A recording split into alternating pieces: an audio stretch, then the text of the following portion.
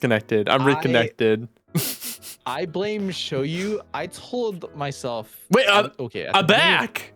Am I back? Are you back? Hello? Can you hear me? I mean, I could hear you the entire time. Oh no, but we're back. But we're no longer shared chatting. I think. Oh no. Wait, 1 sec. You must be live in order to enable shared chat. He's blaming. No fucking. Somebody ban this guy. Okay, wait, 1 sec. Somebody ban a host chaos right now. I'm gonna end this and I'm gonna recreate this ban him right thing. Now. Ban him. Wait, 1 sec. Hello. Hello. Is he back? I'm back. I'm gonna refresh. I'm back. Holy shit. I think I'm back. Can you please wait? Okay, wait. I'm gonna knock on your door. Can you please keep them entertained? Wait, 1 sec. Okay. Wait, 1 sec. Okay. I need to log in. Dude, okay. I need to log in. You can have as long as you want. Jeez. Yeah, please pin. How do I pin? Mods, can you pin a host chaos's chat message? I don't know how to do that. Hello? Hi. Hello? Okay, but what I was saying before you so rudely interrupted me. Okay, I'm having a really good time, chat, right now. I'm loving the energy. Yeah. I'm loving all you guys type in. I'm loving you guys shitting on us. I'm loving the jank and shit like that. Yeah. Okay, let me tell you, you guys make like 80% of the VTubing experience. Thank you guys. I really appreciate that. Okay, you know. How do I knock? Oh my god, this guy cannot knock. Dude, I can't knock. I think Twitch thinks I'm not streaming, bro. This guy. Twitch thinks I'm not live. Wow. He doesn't want to combine the communities. Dude, I'm so disconnected. Can you knock on my thing? What if I report your live stream? Oh yeah, knock on me. Oh wait. Let me invite you to the call. Let me see if that works. Okay. Oh, I got it. Oh. What the dog doing? If you want to be completely honest. Oh, dude, Miso just followed you. Miso, thank you so much for the follow. Wow. Miso. No, stop laughing. Stop laughing. Please stop laughing. You're gonna make me laugh. Please stop laughing. You're gonna make me laugh. Please. Miso-yan, thank you so much for the follow. I really appreciate that. Miso, guys, if you guys don't know who Miso-yan is another dog VTuber who streams on YouTube. She's a really great friend of the stream. She helped on my next 2.0 design. If you guys could please check her out on YouTube. She's really fun. She's really silly. And she's also from California as well. That's another bonus. If we can get a shout out to Miso-yan, thank you so much, Shoyu. Okay. And I've only known Miso for so long, maybe I would say 3-4 months and everything, but you know, to be completely honest, everything that she's done has significantly blown me away. She does her own art, she does her own singing, she does her own editing. It is amazing, guys. I wish I had like the amount of talent that Miso has within her pinky, within like the entirety of myself. She is really that amazing, and that is 100% true. She's really cool. It is 100% cool. I'm not even, if I was sober, I would be saying the same shit too. Yeah, I'm agreeing with you. No, I'm not saying that you're not. Calm down, bro. Don't need to be so. We're gonna fight. Don't need to be so defensive. I'm agreeing with you too. I'm validating you, man. Jesus, God, man. You need to go to therapy. No, I'm gonna take 3 shots and then we're gonna fight each other. Okay. Yeah. You can take 3 shots. Wait, can you enable share chat? Yeah. Wait, is it on your end? I'm trying to enable it and I can't. I thought you invited me.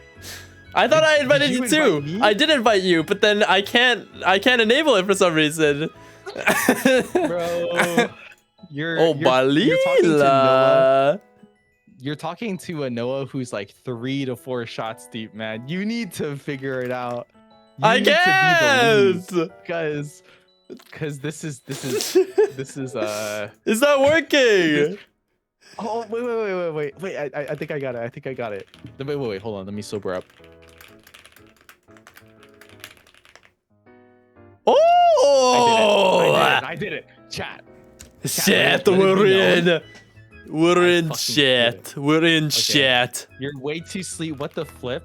You know, my special, I have like multiple ultimate abilities. You know, my ultimate ability is when I get drunk, I start glazing the fuck out. Let me talk about Turborino right now. No, Okay? stop! This guy, Don't- okay, don't- this guy, don't- he is don't honestly say it. one of the most Don't say it. genuine people. One of, Stop. he uses comedy to try to hide behind a certain facade because he's afraid of being, too sincere and too intimate. But when you really get to know him, this guy, he's genuinely one of the guys who will like take the shirt off of his back and he'll give it to you. Like when he's not trying to do like a bit, he will like legitimately like go out of his way no matter what. True.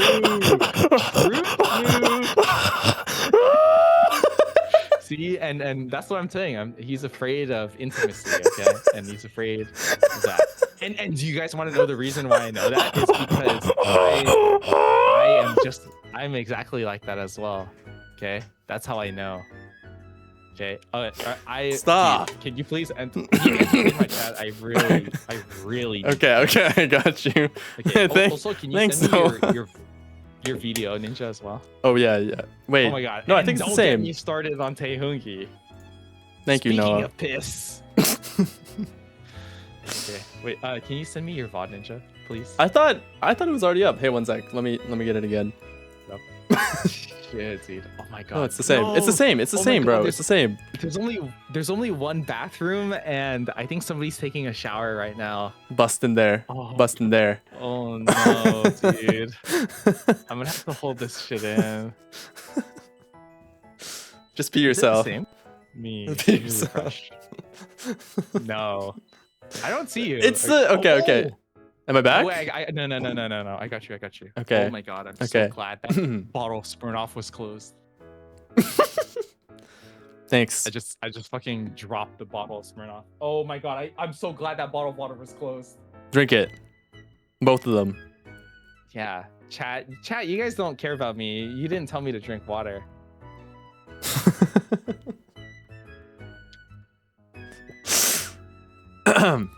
Thanks for the compliment, Noah. Of course, dude. No, like Okay, I drank some water. I'm like legitimately starting to sober up. Mm-hmm. You know, it's legitimately been on my mind that I've been wanting to do like a one-on-one collab with you because I do resonate with a lot of the things that you're going through right now. Mm. And I legitimately, I know we don't really talk, and I'm not like available for heart-to-hearts and everything, but just from the kind of energy and the vibe that I get from you, I resonate with a lot of what you're going through because I have and am going through a lot of what you are dealing with at right now. And I think, you know, I would hope, and is your age like, is that like a private thing that you don't want to share? I haven't shared my age yet. Okay. Should I? I've been wondering if I should just share my age. You don't. Okay. Well, I will. Okay. I is it okay to at least share like who's older between the two of us? Yeah, that's chill. That's chill. Okay. I will at least say that when so I'm the younger one. I at least will say that like when I get to your age, that I hope to have like the same amount of insight and like sensitivity and maturedness that I feel like you do. You know, you might not feel the same way. Mm. You might have like the little goblins in your head and everything, but Mm. you know, I feel that way about you. That I think you're somebody to look up to.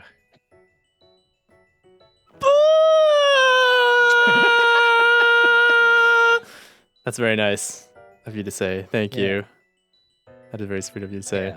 Yeah, I appreciate it. I appreciate you like reaching out and like having this one-on-one. I don't know, it's nice. Yeah, And I do feel like I empathize with you a lot. Yeah. You know, on the same struggles and all. It's a very similar experience. I think Yeah. no matter what continent or country or age and whatever, it's similar experience, you know. Yeah. Kind of same mindset or whatever. Yeah. No, I appreciate it. I appreciate it a lot. And Dude, yeah, I don't know. Oh, sorry. No. I don't know. I don't really have the capability to like put thoughts to words right now. But yeah, no, I definitely like I don't know. This guy's not even drunk. I think I see myself How can he say that? a lot in you. I'm drunk on Love. cocaine. Yeah. But yeah, I appreciate you a lot. This is what I'm talking about. When this guy starts doing a bit, this guy starts going over the walls. It's because he's afraid of intimacy. He's afraid of sensitivity. He's afraid of opening himself up. And chat, that's something that I'm working on personally. You know that. Okay, and I mean, I still have like the brain worms of thinking like I'm too much. Okay, but when this guy makes like a bit, he's like, "Oh, I'm on the cocaine and whatever." It's because he's afraid of saying that he appreciates. You like you gotta know you gotta know him and the type of person he is when he does that. You just gotta know it's like he's feeling too much and he's like making a bit because that's true. That's true. Yeah, that's definitely true. Yeah. You know, and again, I don't want to make this a glazed Taehungi stream, but you know, Tae's in the chat. I also glaze him a little. You know, Zochi. I want to say hi to Zochi as well. I've been too drunk. I've read Zochi's name like 5 times in a row while I've been drunk, but Zochi. Why are you saying it like that? Why are you saying it like that? I'm casting a curse on him. You want to be glazed, Mary Allen? You want to be glazed? I'll hit you with a different kind of glaze. Oh! Okay, but oh my god, we are so behind. Okay, I don't think we're gonna make it by the. I don't think we're gonna make it to the end of the slide by the end of the stream. We are not, okay. But let's like hit all. Let's try to hit all of the important points. You know, okay. The hook and the thumbnail was not that interesting of a chapter, to be quite honest. I was talking about like, you know, when you make like YouTube videos and shorts and whatever, the thumbnail and trying to get people in within the first 2 seconds. That's actually like a scientific thing.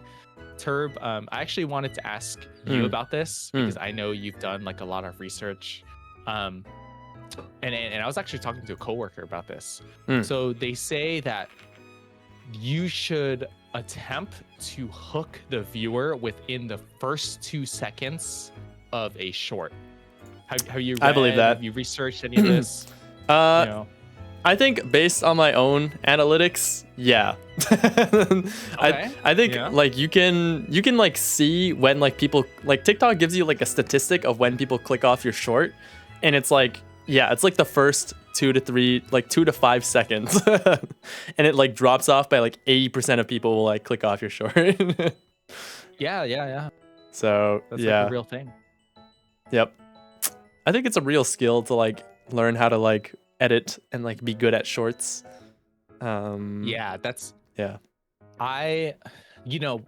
This was like before the introduction of like the shorts meta, the TikTok meta, the Instagram Reels meta. It was really about the YouTube hit the 10-minute mark for like the double advertisement and whatever. But with the addition of the shorts meta, it's like there has really been like some deep research done that if you are not hooking a viewer within the first 2 seconds of a short, it's just like it's done for. You know, you like what you said, the analytics show within the first 2 seconds, people are clicking off. So you need to hook them within that short time period.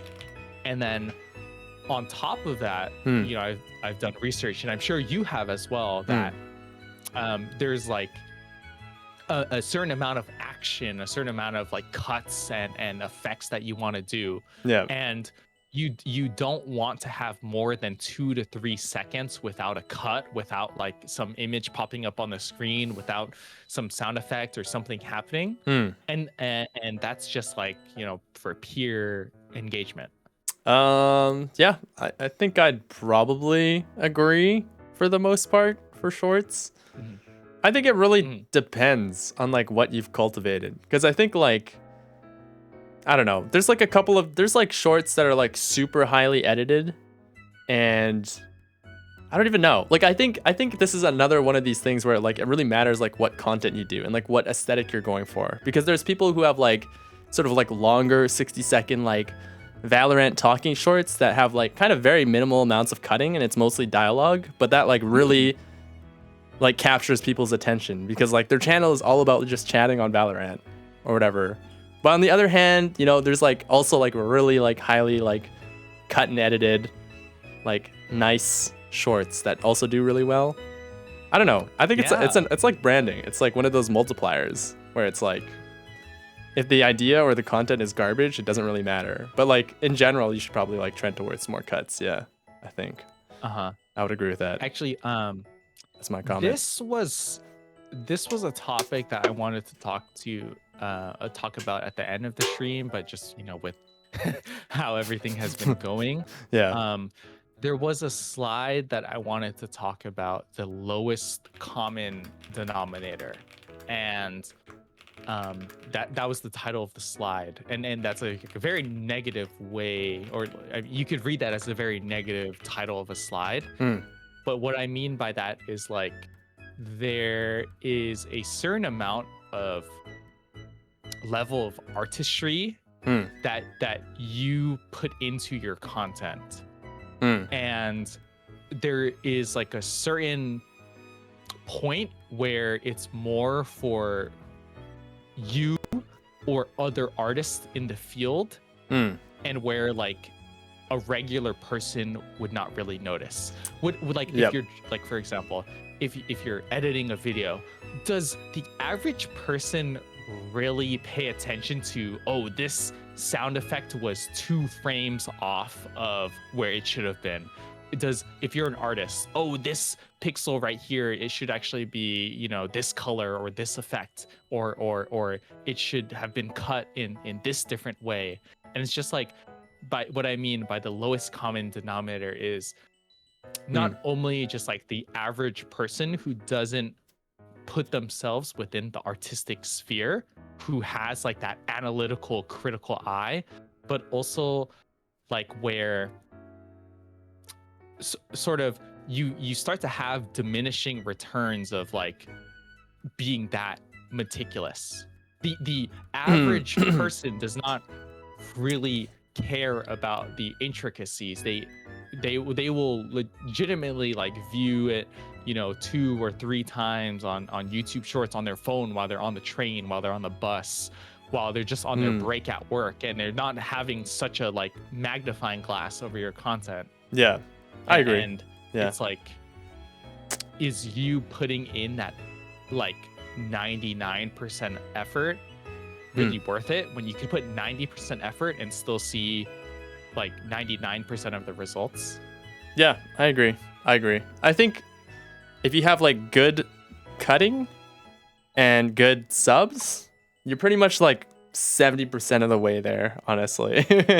Yeah, you know, what's that saying? I forgot that saying. It was something like 25% of the effort is like 75% of the results. Yeah. You do remember this conversation where we were talking about like, if you have a good mic, if you have a good model, that's you're like 75% of the way there. I agree with that. Yeah.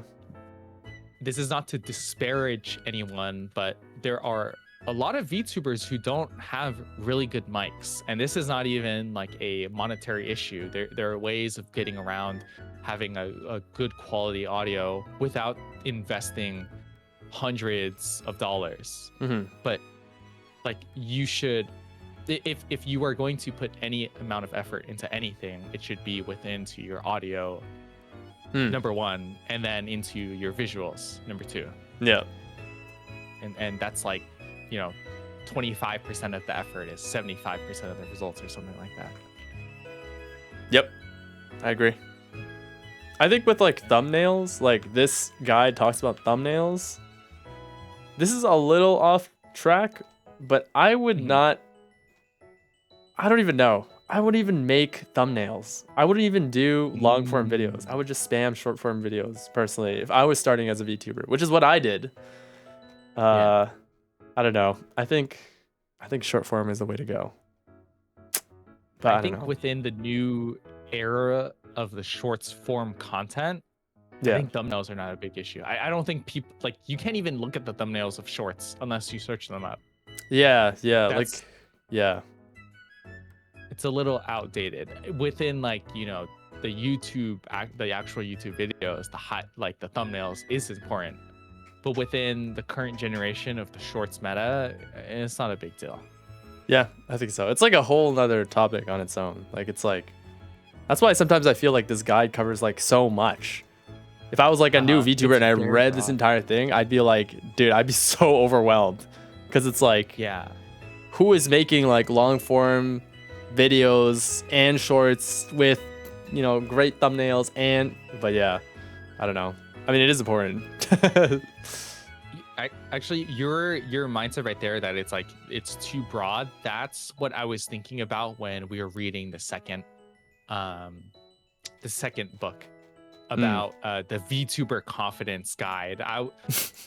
But I was also trying to keep myself realistic, as in like, am I really the target audience for this VTuber confidence guide? Because I've been streaming for VTubing for 4 or 5 years. I'm not really like the target audience, and I tried to put myself in the shoes of, back then when I was first starting out, when I was nervous. I mean, it was talking about being nervous about starting stream and everything. I am, like, honest to God, still nervous every time I click the start streaming button.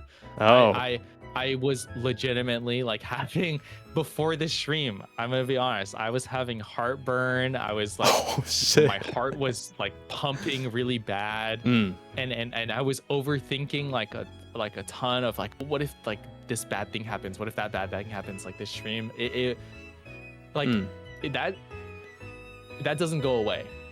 Like, I think that those butterflies in the stomach, and I've read anecdotes of like professional singers, like, top 100 Billboard singers, that they still have butterflies every time before they go on stage for performance. And I think that's just like a normal, regular thing, but it's just how you deal with it is the important part. I think so, yeah. Performance, I feel like it's a thing that like all performers encounter. And I think it's like, I think having a certain amount of butterflies is good because it like jumpstarts you a little bit. But yeah, like learning how to deal with that, I think is pretty, I don't know. It's interesting. I think for me personally. Yeah, Rosex. Yeah, just kind of reminds us that we're all human. Yeah, no, for sure. Yeah, it's honestly, that's a really big part of it. I think, sorry, I was just gonna say, but I think, yeah, no, go for it. I think being consistent helped me a lot. I think because it's like, instead of seeing it, I'm just like seeing it as like another, like quote unquote day on the job. I think that helps me feel like less nervous, because it's like, the more you rack up, like the more bad, quote unquote, like bad streams you rack up, the more comfortable you are with like a bad stream, I guess. I don't know. Or just being whatever. That's an interesting way to think about that. I don't know. Yeah, I don't know. That's how I feel. Did you know I used to get super nervous when I played League of Legends? And I was like on stream? No, when just normally, just playing ranked, Oh, and I would be like, I I hope I win this. I also felt the same way. I was grinding ranked because I wanted to get on my college's ranked team, Uh-huh. and they said that you needed to be at least Diamond 2 to be able to try out. So I was like grinding up to Diamond 2, and I found like a duo partner and everything. And I just remember, and the duo partner was much better than me, but I just remember thinking to myself, I was so nervous every single game about like of my performance. If I was gonna let my team down, if I was gonna let my duo partner down. If I lose, I'm going and- back to platinum. Ah! Yeah, no, I feel It you. was rough. It was rough. My peak was D2. Hmm. Yeah, that's way back then. That's pretty played, good. Like 2 years ago, it was pretty rough. Yeah, I mean, it was pretty good back then. Yeah, I think with ranked inflation and everything right now, I'd probably be like plat 1. Anything. Yeah, I'm garbage, so I can't even say anything. But I was gonna say, like with ranked, like I think I like stopped getting nervous when I like lost so many games. I like won so many games and I lost so many games that like it didn't even matter. Like the outcome didn't even matter. It was just like a drop in the bucket. Ooh. You know, it's like everything gets washed away. When you have like 1 million games, it's like the outcome doesn't even matter anymore. Yeah, that's actually a good way to think about that. Yeah. You know, and Rose, and yes, I won't call you raw sex anymore. Raw sex. I think that is a good way to think about it. Just if you do it enough times, you can kind of just trust yourself to figure it out along the way. Yeah. Yeah, like what Sugar said, yeah. I definitely agree with Turb. When I performed, the nights that went bad helped me learn and grow. Yeah, that's a very common thing. You know, you learn more from your mistakes than your successes. But I don't want to make a mistake. No, yeah, 100%. Okay, let's see. Okay, I'm gonna combine these last 4 chapters. Okay, the growth cycle, repurpose, repeat, collaborations, community flywheels, analytics, optimization, growth without burnout. Okay, so I'm just gonna briefly touch on all of these with my annotated notes. Okay, so let's see. Growth cycle. Okay, so let's see. 3 R's, repurpose, repose. Okay, all right. You know, when for me the 3 R's are reduce, reuse, and recycle. But I like the concept of these 3 R's of repurpose, repost, repeat. You have 1 VOD. You should make like 3 shorts, 1 highlight reel, a social media post, a Discord post, and things like that. I think that's really smart. I've never really thought about it like that. And it's just like these simple ways that you can improve your content creation or your VTubing game that it's always been on the back of my head, but when you actually read it out loud, you're like, oh my god, that makes a lot of sense. And I like that they talk a lot about the importance of consistency, but the importance of consistency is you know, subtext is sustainability, because you can consistently stream for 3-4 days a week, but is that sustainable for you as like a person? True. You know, that's for you to decide. You know, do you have enough time to do everything outside of your life? And you know, I'm going out of order. That touches on the growth without burnout part.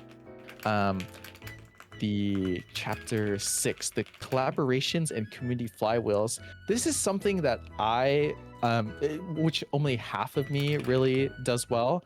I feel like I do really well on the collaboration part. Thank you so much for the follow, Ghost Receipt. I do really well on the collaboration part. I feel like I try to keep my collabs fresh. You know, chat, as you guys know, I've been doing the Mario Party streams where I edit the models. You know, I'm having the Legend of Zelda 4 Swords with the very unique POVs and everything. And here is another collab stream. Sick. Thank you. That Sick. Actually, that really means a lot to me. I put a lot of myself into them, and it's nice to be praised about them. But just like even this stream right here, I thought of the idea. I was thinking like, let's do some annotated reading. Let's do, talk. I thought about who would best fit and who would best be the right character for this role of talking about content creation and everything. I put a lot of myself into collaborations, but the second part, the community, I feel like I don't really put myself into that as much as I should. And we're gonna do some more Tae Hoongi glaze. Tae really knows how to really get his community in there. Hi, Somni. And they actually talk about this in other chapters as well. Other books talk about things like empowering your community, doing community contests, recognizing them for participating. Things like being more active in the community, whether it's Discord, social media, recognizing them. I don't really do that, and I'll talk more about that later. But I was thinking, I was like, wow, that's really something that I need to do to level up my VTubing game. And then finally, the analytics and everything. I wanted to specifically touch on the analytics, the data, the statistics. We get a lot of that, and I think a really important skill is being able to read and understand analytics, because you can just be given the data on something, but that doesn't necessarily mean that you know how to interpret it and use it effectively. And one thing that I've heard a lot of is that data is just data, but it doesn't tell you the whole story. And what I mean by that is, let me give like an example, is if there is a certain character in a video game and the data shows that this character is like underperforming, but you hear from player surveys that like this character, they always say like, this character is busted, I don't like playing against this character. And it's like, you look at the data and you're like, well, we shouldn't really change anything. The data shows that they have a negative win rate and whatever, but it's like, maybe you're measuring the wrong analytics. And it's like, if the players are saying that this character feels broken, this character doesn't feel good to play against, but the data shows that like their sub 50% win rate, you're probably measuring the wrong things, and you should listen to the players. I don't know, you have like a more game design background than I do, but that's as like a gamer, that's what I was thinking. Yeah, I don't really have much to comment on that. I never really I didn't touch that at all as a programmer, but honestly, even as a content creator, I have no idea. I've never really taken a data focused approach where I'm like looking at CTR or whatever. I probably should, but I don't know. I don't know if it really, like, I think the most, I feel like I haven't gotten to a state personally where I am like making stuff or like settling in a niche that I'm like happy with consistently to like tweak things incrementally, like the swings that I take are so drastic that like it doesn't make sense for me to like look at data. So that for me personally, I can't say anything because I haven't like solidified anything. So I don't know. And then what do you think about the growth, repurpose, repost, and reuse, and the and your interactions with the community? Yeah, for the growth cycle or hope. Sorry, no, I was gonna say this at the end, but VTubing without burnout. Oh, do you want to like talk about that before I like comment on all of them, or do you want me to? I think that would be a good ender, because I think that's a really deep convo that has a lot of stuff. Okay, sure. I can comment on the growth cycle first. I think it's a good plan. I think you just have to be careful about like how much like what you're cutting out of. Like I think it has to be, I think it's really important that you have like a great idea, because like you can repurpose the same shitty idea like 50 million times and make like a great video, you can like post memes of the same stream. But if the stream is like, I played BioShock for 5 hours, it's I don't think like all of it, you'll just create more, not garbage, I'll say it, more garbage from garbage. But if you have like an amazing stream idea that you're like really confident in, then I think it makes sense to like make a great long form video out of it and then make a couple shorts out of it. I think maybe in general, like, you know, maybe you scale it to however good the idea is. So it's like if you just have a regular stream, maybe just make one short out of it. You have an amazing stream, like a fucking subathon, make a video out of that, but like don't make a video out of a regular stream. Otherwise, I agree with that. Yeah, I think so. But I think like the guide, yeah, I don't know. Know what I'm saying? Okay. That's what I think. I agree with you. It did feel like to me that chapter was more about like squeezing every bit of juice you can out of everything that you do. Yeah. And I mean, I know how I am, and I can kind of make some assumptions on how you are, but like to me inherently that doesn't feel good. Like, yeah, I mean, I will do things for content's sake, but I don't want to have to squeeze every bit of like, you know, efficiency out of my streams if I can help it. So it's like when it said like, you know, that's one VOD, that's like 3 shorts, that's like 1 social media post, blah blah blah blah, blah. It's like I don't want to get to that point. I don't want to have to think about that level. I think, yeah, I mean, I think that's a good point, like in terms of like a burnout kind of perspective as well. Like squeezing out everything is kind of cringe. It's not cringe, but it's exhausting. Okay, wait. Do you think you can entertain my chat while I piss? I've been needing to piss for yeah, go for it. Go for it. Oh my god, dude. I'm about to fucking explode. Okay, go. Taehungi piss. Can I see some taste pisses? Taehun dehydrate. I'll be right back. Okay. Now that Noah's gone. All hail kick. All hail kick. Just kidding. Dance, turf, dance. Okay. Oh yeah. Oh. Oh yeah! I really need to go pee too, honestly. Oh well. Ow! Oh! No more. Okay.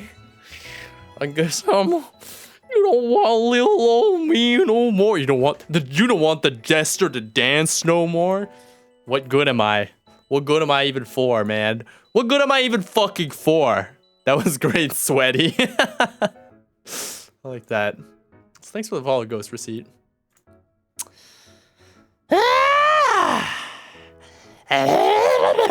My husband came in here because you're yelling. Get him in here. Get him in on this shit too.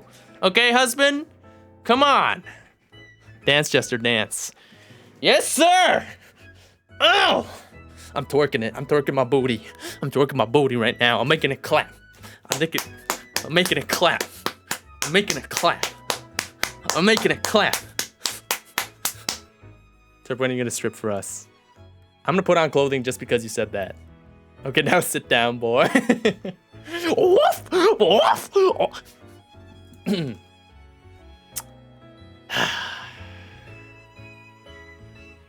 Is there anything insightful I can say about this shit? Nah. Nice. Nice cock. Yes, get it, Keg. Get it, don't stop. Get it, don't stop, girl. Don't stop, girl. Girl, we don't know you. Oh, girl, we know you don't have enough cake to clap.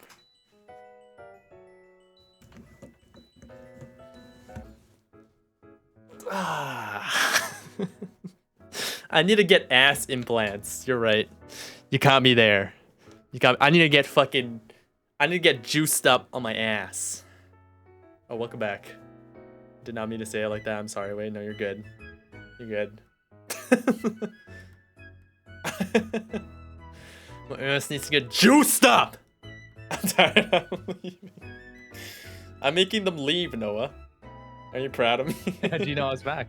I can see your avatar. I said I'm making it clap. I'm making it clap, clap. Dude, just have some more chicharrones. That's making them True. leave? I thought making them clap would bring them back. I think they're tired of me clapping. How do you pronounce it? No mames. No mames. I think it's sauce. No mames way. A huevo. Okay, I'm back, chat. Holy moly, dude! I'm my bladder is empty. I'm good. I'm feeling good. I'm glad you're feeling good. I'm glad you're feeling good. Chat, what happened? What did he do while I was gone? I was making a clap. He made enough noise for people's partners to come in. I told you I was making a clap. Do you want me to talk about this community thing to get us back on track? Yeah, of course. Yeah. Okay, so, God, this guide, man, this guy pisses me off. I'm not gonna lie. I'm sorry. I think it's okay as like a starter, as like a base. I think this would help nobody. I'm sorry. No, that's fair. That's fair. Speak your shit. Speak your shit. It's okay. It's so general. I mean, I think That's true. I think it's like, dude, I don't know. Are collabs good? Yeah, okay, collabs are good, but it's like, I don't know. I think collabs, Oh my God, dude. I think they're like mostly, I don't know. I feel like they're really effective if like you match in terms of like content and audience, I feel like. And Yeah. I don't know. I think collabs aren't necessarily like when you're starting out, collabs don't really make a lot of sense, I think, because it's kind of like not really having an audience. You know, you don't really have an audience to share with other people. So I feel like, I don't know, this might be jumping the gun a little bit. The community flywheel, I think it's good, but it's so hard. I don't do the community thing either. Like, I don't really, it's so much work, bro. I feel like it is a lot of work. Yeah, you need like I think it levels you up. I agree. But you need like a live community with like live community members that are like willing to help. So it's like, That's true. I don't know. I think it is a give and take for the community section. It's like if I can imagine you putting in the effort to do those community type things, but you just don't have the community yet. And then I could also imagine the opposite, where you don't put in the energy, but you have a huge community. Mm-hmm. It's just so fickle. Yeah, it's true. It's true. Sauce is the community. Yeah, Sauce is the community. Let's go. No, Sauce really is the community. Sauce is everywhere. Sauce is definitely a large part of my community that I'm grateful for. Oh, look at that. Yeah. Oh, he's being sincere without telling any jokes. Dude, I'm sincere and I don't tell jokes a lot. Maybe? Is that true? That's cap. That's so cap. You're right. You're right. Chungus. Yeah, I don't really have a lot to say about it. Wait, hello? Sorry. Oh, I accidentally deafened myself. Oh. The last portion, the growth without burnout. This is actually something that I wanted to talk about at the end, but I'll brush up on it as well. Shoot, but dude, this actually topic has like so many things that I want to talk about. Things about like finding time to VTube, finding time to do content creation, not sacrificing too much for content creation, like juggling social connections, juggling your IRL and your your online self. It is a task in of itself to be able to sustainably VTube and live like a healthy life. It's a lot. I agree. I think a hard part about quote unquote VTubing, I feel like VTubing is like lumping so many, I don't know if it's like the culture or like whatever, how we've like, because it's so new and how we've defined it or whatever, but it's like, I don't think anybody, like I think VTubing, like starting out VTubing is like so, bad because I don't think anybody is capable of like editing long form and short form videos and streaming and collabing and like networking. Like it's like like back then people just had a channel about one topic and grew that and did one thing. Yeah. It's like trying to do all of this at once is like literal insanity. Like I don't know. So I think It's a lot. yeah. Sorry, I didn't mean to cut you off. Oh, sorry. No, I didn't mean to cut you off either. Sorry, I didn't really have a lot to say, but like I feel like you got to start with like one thing first. Ideally, that's what I would do. You know? Yeah. Like I wouldn't do streaming and video content creation. I would do like content creation first. And then like once you build up the audience, maybe jump into streaming after instead of like doing it all at once. I don't know. That's what I would do. But I didn't do that. And neither did you. So we Yeah. I don't know. What Sauce put it simply, it's like it's what you make out of it is what you get. That's very true. Like I didn't come into the space thinking that I would be some big shot VTuber. I didn't come into the space thinking like I'm gonna be streaming, I'm gonna be putting out the content, I'm gonna be editing these videos, I'm gonna be posting on these platforms, and I'm looking to be the next hot thing, the next big dude. It You really are to is me. just The hot thing and the big dude. Sorry, go ahead. But yeah, it's really what you make out of it, and I feel I mean I try to keep a healthy distance with the VTubing, and I still often feel burnt out. So I can't imagine how somebody who is getting into VTubing for the sake of making it like a career, making it into a job, must feel the burnout. Yeah, I totally agree. How do you feel now? Because I noticed you like stopped streaming and then you started streaming again, and it seems like your relationship with it is better now.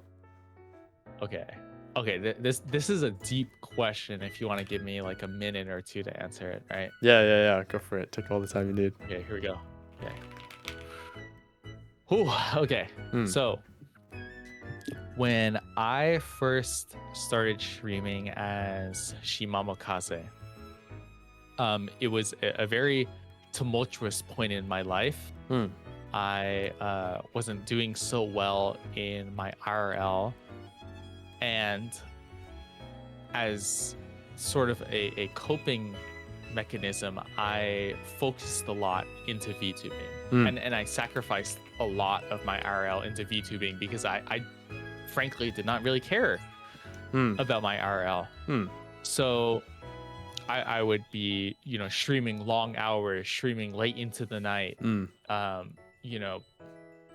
be putting a lot more into myself than I honestly should have at the time, because I was, taking higher level education classes like operating systems, algorithms, and things like that.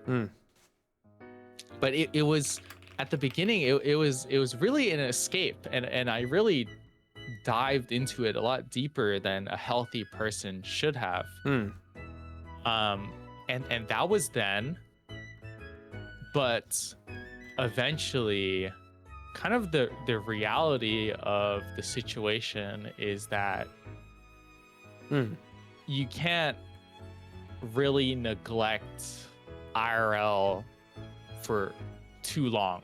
There's only like a finite amount of time where you can neglect IRL for VTubing, and that eventually hit a point where I was not really showing up to my classes, where I was starting to fail a few of the courses, where I reached the point where I did not know if I was going to graduate or not, because I only had like 2 quarters left, and I was getting C, D averages in all of my classes. And like the point comes where it's like, okay, well, there's a problem, but you don't really want to acknowledge it. It's just happier to not have to worry about those things, and you just keep on streaming. But I mean, you know, thankfully, and I say. I paint this out to be such like a toxic relationship with VTubing, but let me tell you guys, I had a great time. I was I was having a great time. I met a lot of really great people. I made a lot of really great friends. I made a ton of memories that I still think about often, and it was amazing. But just like unfortunately, with like growing up and maturing and having to deal with being an adult, just like, okay, I gotta put VTubing on the back burner, and I did. I put it on the back burner for a year or so. You know, I had very intermittent streams after I graduated college because I was working adjusting, working to a 9 to 5. I had a 2 to 3 hour commute. I was trying to also maintain being physically healthy and everything with exercise, but to be quite honest, I was sacrificing a lot of sleep. And with me being unemployed for a year, I think that kind of stress really changes you. Like my first job and my first year out of college, I was thinking to myself like, man, this career, this occupation shit is bull, man. We need to change the system. The people need to rise up. We need to seize the means of production, and we need to stand up for ourselves and shit. True. Yeah, and and then you get unemployed for a year, and it's like, at a certain point, you're just like, I'll take a minimum wage job, man. Just pay me some fucking money, dude. I'll do anything for a few bucks. So basically, you were like swinging from like, I don't know, like escaping into VTubing, and then I need to focus on the real world, and then the real world sucks, and then I'm unemployed. Fuck, I need money, and then back into the real world. That's kind of your story. Bad. Yeah, and I was still at the time, even when I was unemployed, I was still using VTubing to escape a lot of the real problems that I needed to deal with. And I mean, thankfully I addressed them. I got a job.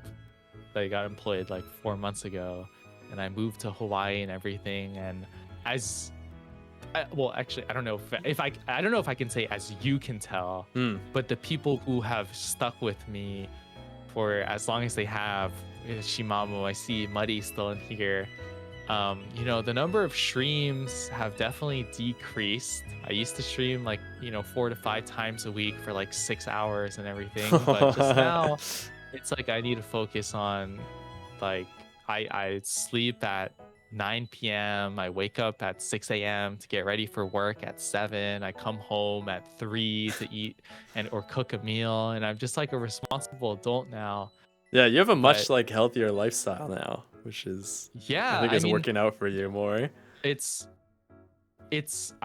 will say it's way healthier, but I would be lying to say that I don't miss it. Do you remember like when you first set up Chungus World and everything, and it's just like, man, you guys are all staying up until like 12 p.m. midnight, like just chatting and everything, just like hanging out, making memories. And I was thinking to myself, I was like, fuck, dude, I gotta sleep at like fucking 10, because if I gotta get my fucking 8 hours. And I was just like, dude, I was feeling so fucking terrible. But it's just like I mean, like there's no going around that, man. That's just like you gotta grow up at a certain point, and it's sad. And I don't want to say that it's like a reality of the world, but it's just like you do need to decide for yourself eventually. I can sleep at 10 and I can get a solid 8 hours so I can survive from my fucking, 9 to 5 shift, Job, or yeah. I can stay up until midnight chatting with my friends online and just feeling like fucking terrible at work. No, it's You true. know? It's true. So do you think, That's okay, me, man. do you feel happy with like VTubing, what you're like, how you're balancing VTubing in your life now? Shit, dude. Oh, take 5 That's- shots. No, I'm actually sobering up now. I cannot take 5 shots. I'm actually starting to reach the point where I'm sobering up again. That's a very complicated question. If you're asking me, am I happy? I don't know if I could really answer yes or no. If you were to ask me, am I content? That would be a little easier to answer. But the reason why I find it hard to say whether or not I'm happy is like I had a great time ignoring all of my real life obligations to stream 4 to 5 days a week for 6 hours, and I was loving the attention. I was loving all the people that I was meeting. I was loving staying up late into the night, chatting with people, talking, hanging out with other VTubing friends. But I I'm still I still feel very stuck in that time frame because of COVID and everything. I don't feel fully mature, but I know that like this is like what I should be doing. I should be sleeping at a reasonable hour. I should be sleeping 8 hours a day. I should be exercising. I should be eating healthy. And it's just like I don't know if I can tell you if I'm happier. I'm like, yeah, maybe. Maybe in a way, but I miss the DGen lifestyle. Interesting. Do you feel like how you're like approaching VTubing is scratching that itch? Sorry, cut you off. But no. I'll address Anna's comment after. Yeah. To be quite honest, I feel very unfulfilled with how VTubing is going for me, which makes me sound very ungrateful and very unappreciative. I'm going to lead this off by saying that I'm very thankful for having met you and a lot of the other people that I've met in the last 3 to 4 months. I am very appreciative of all of the chatters that come here to cheer me on and give me the confidence and still support me, even though I feel like I'm losing my connection with streaming. But like, shoot, I want to do more, and the problem is that I just don't have the time. I just don't have the energy. I would love to devote myself fully into editing my own VODs, into streaming more often, into making shorts and shit like that. But I just can't. Yeah, totally. The reality of having to become an adult and take care of yourself versus queuing up another League game. Yeah, that's like legit. Like in high school, I would be playing League of Legends until fucking 2 a.m., go to school, be in fucking calculus and fall asleep and still get A's. But just like, now it's just different. If I show up to work and I'm fucking falling asleep, like regardless of whether or not I'm getting the work done, it's just not a good look. Yeah, I think it's very difficult. Like, I think somehow you have to achieve. You have to be able to like achieve a lot in a very small time frame, like in order to like juggle like having a full-time job and like maybe doing something like VTubing. I feel like, and that's like very hard to do unless you have like a lot of money so you can hire some really good people, or like B, you're just the fucking goat of something, honestly. And your shit just blows up super easily, or you're just like C, lucky, or like all of the above. So I definitely feel your pain. Yeah.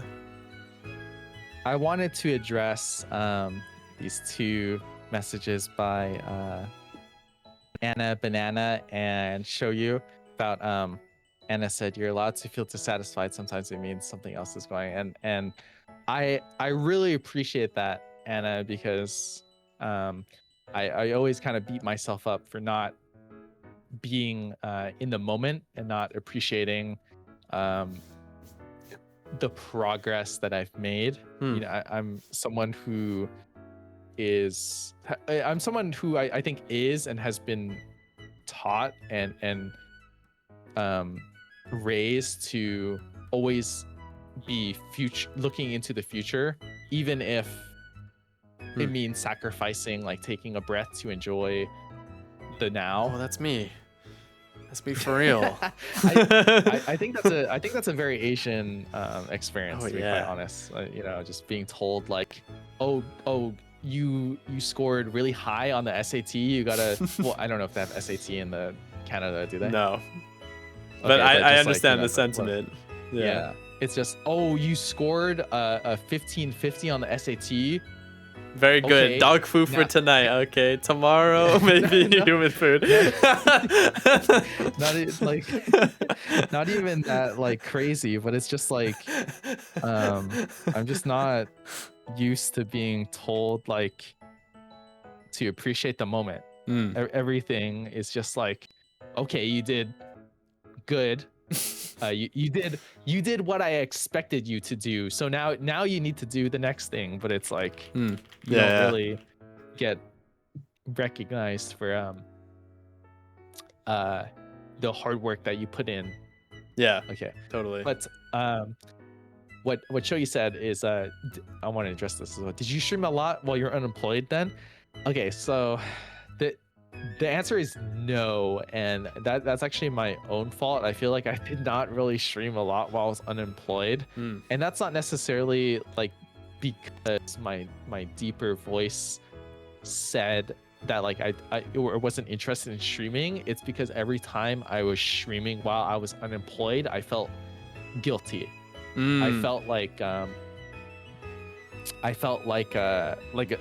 twinge of like every second that I was streaming while unemployed could have been used to like applying to something on LinkedIn, could have been used to study, could have been used to work on my resume, build my network and stuff like that. And it's just like, I feel that's kind of just how I felt like 90% of the time, that everything was like a really toxic cost benefit analysis of like, oh, you know, I could be enjoying my life right now, but it's like, well, am I allowed to enjoy myself because I'm just like fucking unemployed? It's like every conversation with my parents was like, what are you doing to make yourself not employed? And it's like, fuck, you know, I tell them like, I've been fucking VTubing, man. I've got people who watch me. I'm getting $1. Let's go.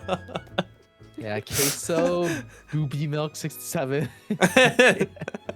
Is that what did somebody follow you name that?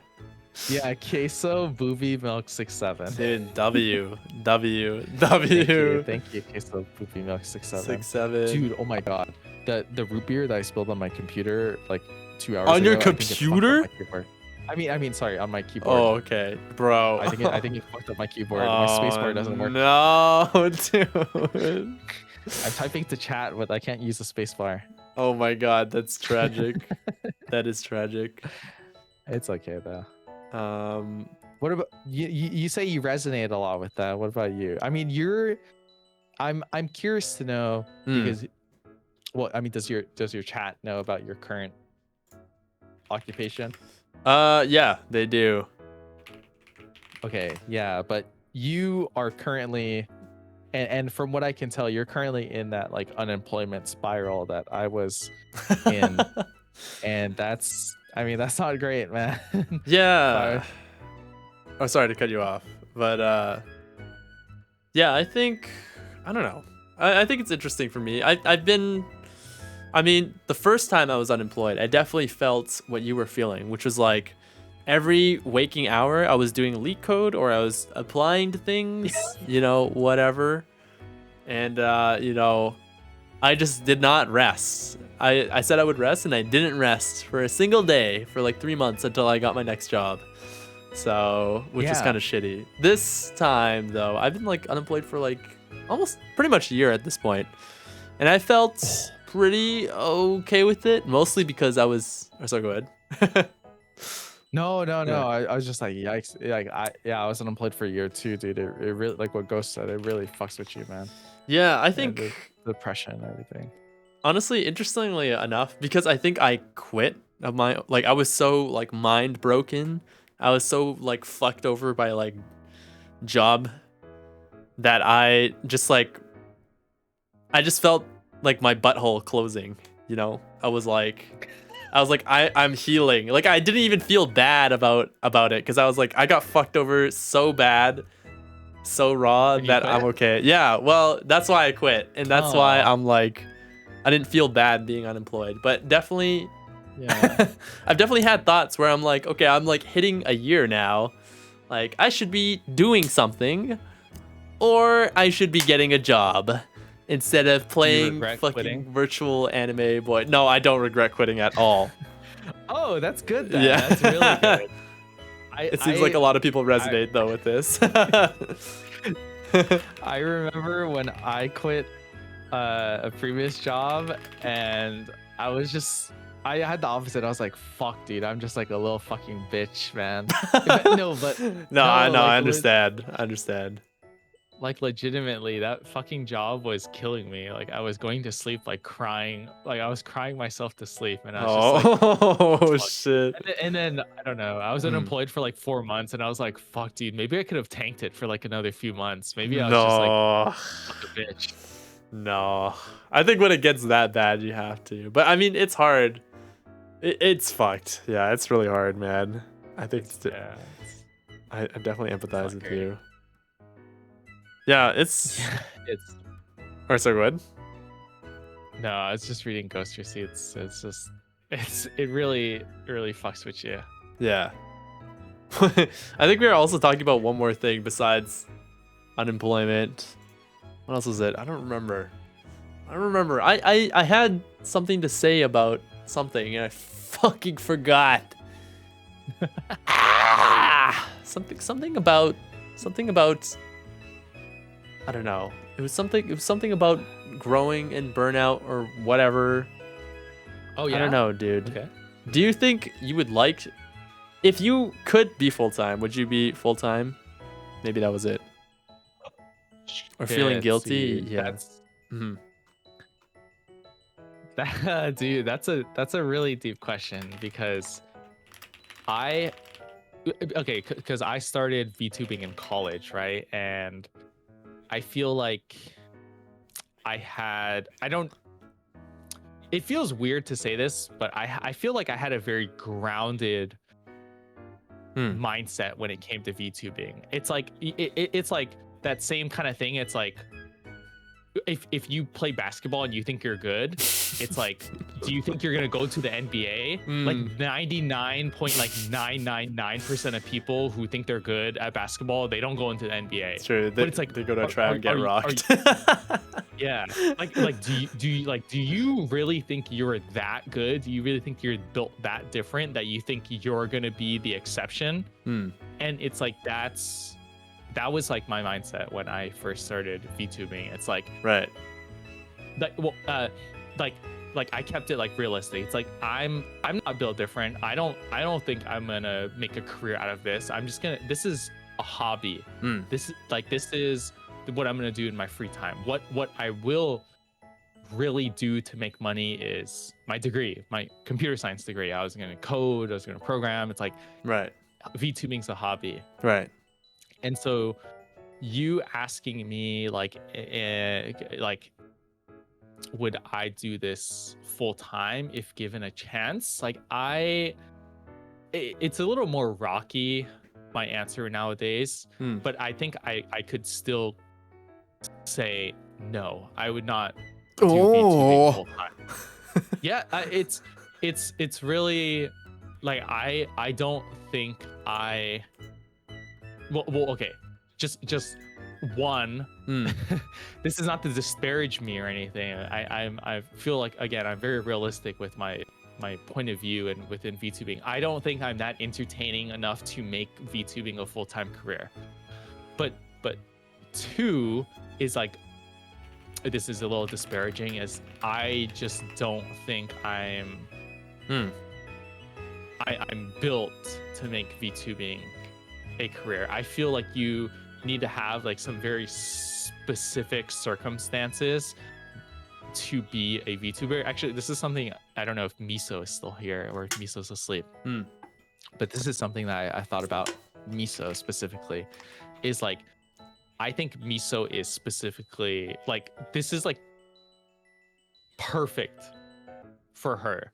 And like, because she, and from my conversations, I don't want to speak for her, but from what I garnered from her is that like she didn't really know what she wanted to do in life, and she just so happened to fall upon VTubing and found success. But at least for me and for someone like you, like we have like college degrees, we have like a way into the corporate world that it's like it's like a cost benefit. Like I really spent like 60,000 on this fucking degree, and I'm just gonna give up and start VTubing and shit like that. And it's like, I feel that I'm lost within, you know, the world and everything, but I'm not that lost where I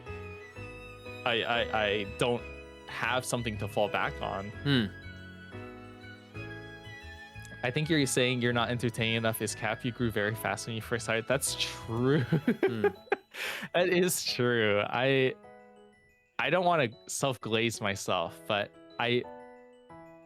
again, I have like two different sides of like my brain when I think about this question. That's why when you asked me this question, I was like, took a deep breath. It's like, you're going in deep for this one. I'm digging in deep. When like, I feel like a part of me, if I was to give myself fully 110%, give my heart and soul into VTubing, I think I could wash like a ton of these people in this space right now. I believe that. I believe that. I do believe that. I like that. Oh, dude, it's okay, like, oh my god, I just don't want to say like anything too outlandish to get like destroyed. But this is going into your doc.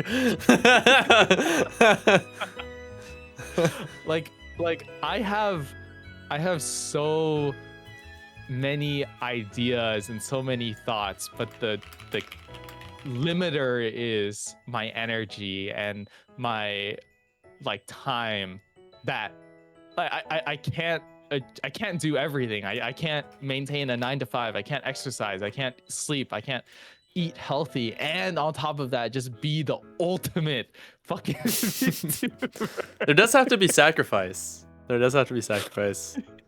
I once like, I don't remember where I read this, but I once read you gotta like pick between relationships, work, or health. You can only have 2 of the 3 at any given time. Yeah, the triangle. Yeah. I've seen that exact thing. Well. Dick, cock, and get it right. Okay, I'm just kidding. But yeah, no, for sure. It's hard to have it all, I think. Yeah. I mean, actually, oh, go ahead. No, sorry. Oh, well, that's actually something that I wanted to ask you about specifically and talk to you about, because the past month you've been, I'm not gonna call you out on, I don't want to call you out, I don't want to put you on the spot or anything.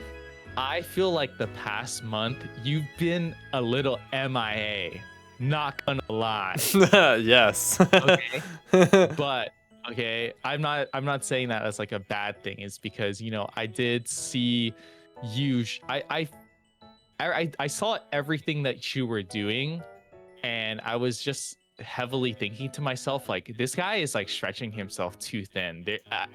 Is he built different, or is he going to eventually reach like a wall where he's burned himself out? Okay, like I didn't want to. I keep these thoughts to myself because I don't want, you know, people to think that I'm judging them or anything. But that's what I was thinking like last month. I felt like you were replying to every single message. You were like putting thought into every message that you were replying to. You were reaching out to a ton of people. You were doing all of these different collabs. You were being there for people. And I was just thinking to myself, like even like, you know, even being unemployed, I was just thinking to myself, like, when does this guy have time for himself? And I was just thinking, like, maybe he's built different. Maybe he can do that. But me personally, No. I would not be able to do that. I would be burnt out. Yeah, So, I was pretty burnt out. thank you, Kosh. Yeah, I think you clocked me. I think it was funny when you said that because I was like, "Oh, you got me. Oh, you got my ass." I always get your ass. True. Oh my god, what show you said? I really don't know how Tay does that shit. He's built different. No, Yeah. that guy is legit. He's legit built different. Yeah. I don't know. I was quite burnt out. I don't know. I think to like try and tie it back to this like question or like detail or whatever topic we were talking about. I think, yeah, I think I like definitely learned that I feel like I have to, what is it, like keep my plate small and like really just be kind of, I don't know, just doing what I feel like I can maintain. And yeah, networking is a lot. I can't really do that too much and do all of this stuff. And I feel like once upon a time, I think I wanted to do like so many hobbies, and that like really fucking stretched me super thin. And that's like kind of what I was experiencing, like wanting to do so many things. And now I just want to do like hopefully one thing. And I hope that will keep me from burning out. Hopefully one thing that's easy. Okay, I think with like how much we converse and everything, I think it's okay to skip all the guides and kind of switch to some of the deeper things that I wanted to talk about. What you were saying. Yeah, sure. I don't want to lose before we do that. UNO mentioned a really good question that I don't want to lose. Yes, they said, Noah, have you thought about at all incorporating your career into your content, or are you more the type to keep the hobby and jobs distance from each other? And we can answer that, and then we can move on to the questions. You know what I'm saying? That's a good question, you know, and I love that you asked that, because if you guys don't know, Yuino is like a says it's so sophisticated. Is like such an intellectual little guy. He's a concerto symphony pianist, etc., you know. And okay, hi Polarisis, thank you for the follow. I did try to incorporate like my actual career and my background into VTubing. Shimamo was an attempt at trying to like teach and educate people, and I did a few of my very first ever VTubing streams, maybe my second or third ever streams, were streams on programming, how, you know, Python tutorials and things like that. I still have a PowerPoint presentation on me like trying to get some semblance of teaching people how to teach Python. Let me actually see if I can find that. Oh my god, you guys cannot see my screen, right? Oh, fuck. Yeah, I remember you talking about this. But yeah, like I first started out as wanting to teach people how to program. Right? And that's crazy. I actually still have some streams, also some PowerPoints on how to learn a little bit of Japanese as well. Oh, domo I tried. I tried to incorporate a lot of my IRL self into the streams and everything like that, but it just kind of fell flat. I wasn't that passionate about all of the things that I was doing in real life. I feel that too. My job is really just a means to an end. And feel do you that. guys who was it that said, how do you fund VTubing? We will get to that. Don't think Rose. Rose? Rose sex. Don't think Raw sex. Rose sex. Don't think I forgot about you, Rose sex. But yeah, I tried to really incorporate myself at the beginning, but I just was not really feeling it, to be quite honest.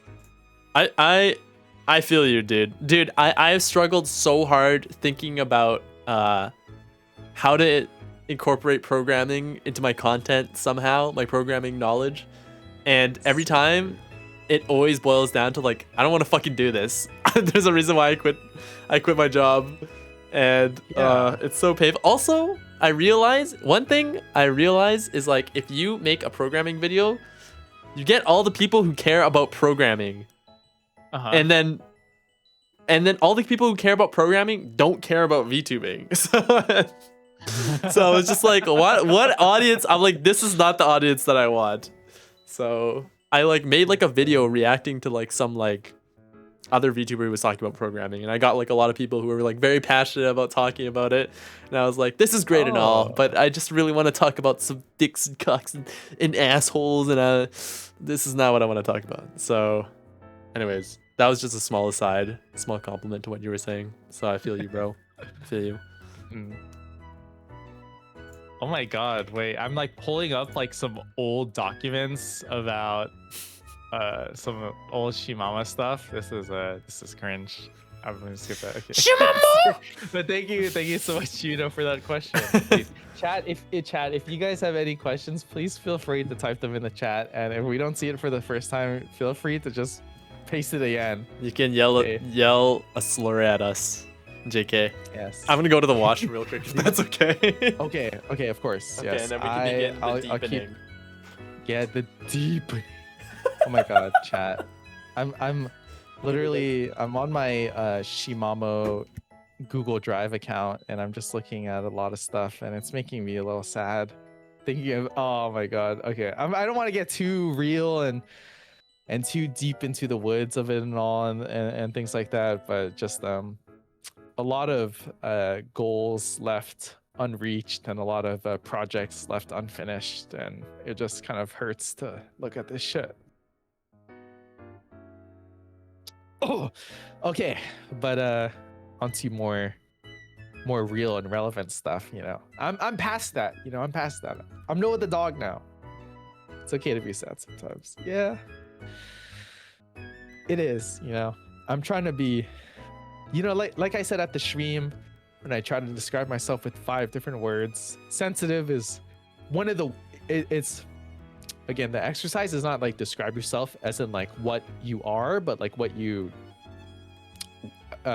would like to be. Mythius01, thank you so much for the follow. But just one of them is like, I would like to be more sensitive, you know.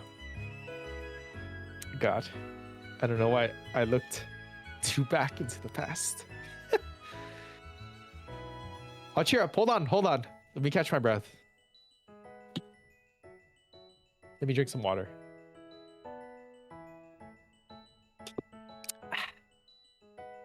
Wabi sabi. You'll continue to evolve, but the memory of Shimamo will be forever. That's true. I do look very fondly back on the Shimamo days. Those were some good times. What's up? Are you back? I'm back. Yeah. Okay, let's go to the you know, this chat, the stream was not like very structured. I mean, it is structured, but it's a rough guideline. Yep. But if you can I put a lot of things at the end, Herb, that I wanted to talk about that were a lot of like deep cuts. Hmm. If none of these are particularly in order, I think if you can go to the how to fund VTubing slide first, it's not like a big deal that you go to that, but Hmm. it's I'm there. empty. I just thought we'd talk and fill it in. Okay. I think that's a good idea. What about the other ones? Okay. Trying to enjoy the process, maintaining health while pursuing dreams. Yeah, we could actually circle back to those. These are not in any particular order. Okay. Thanks so much. Okay. Sweet side. I just wanted to make sure I address Rose's question at the beginning of the stream. So, Turb, let's start this off by asking you your model and your setup and everything. Can you give me a ballpark estimate of how much you spent? Okay.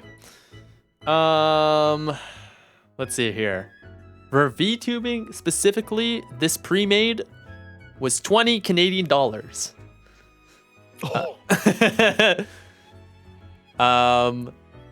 Let me think. My just chatting background was $0. Free asset.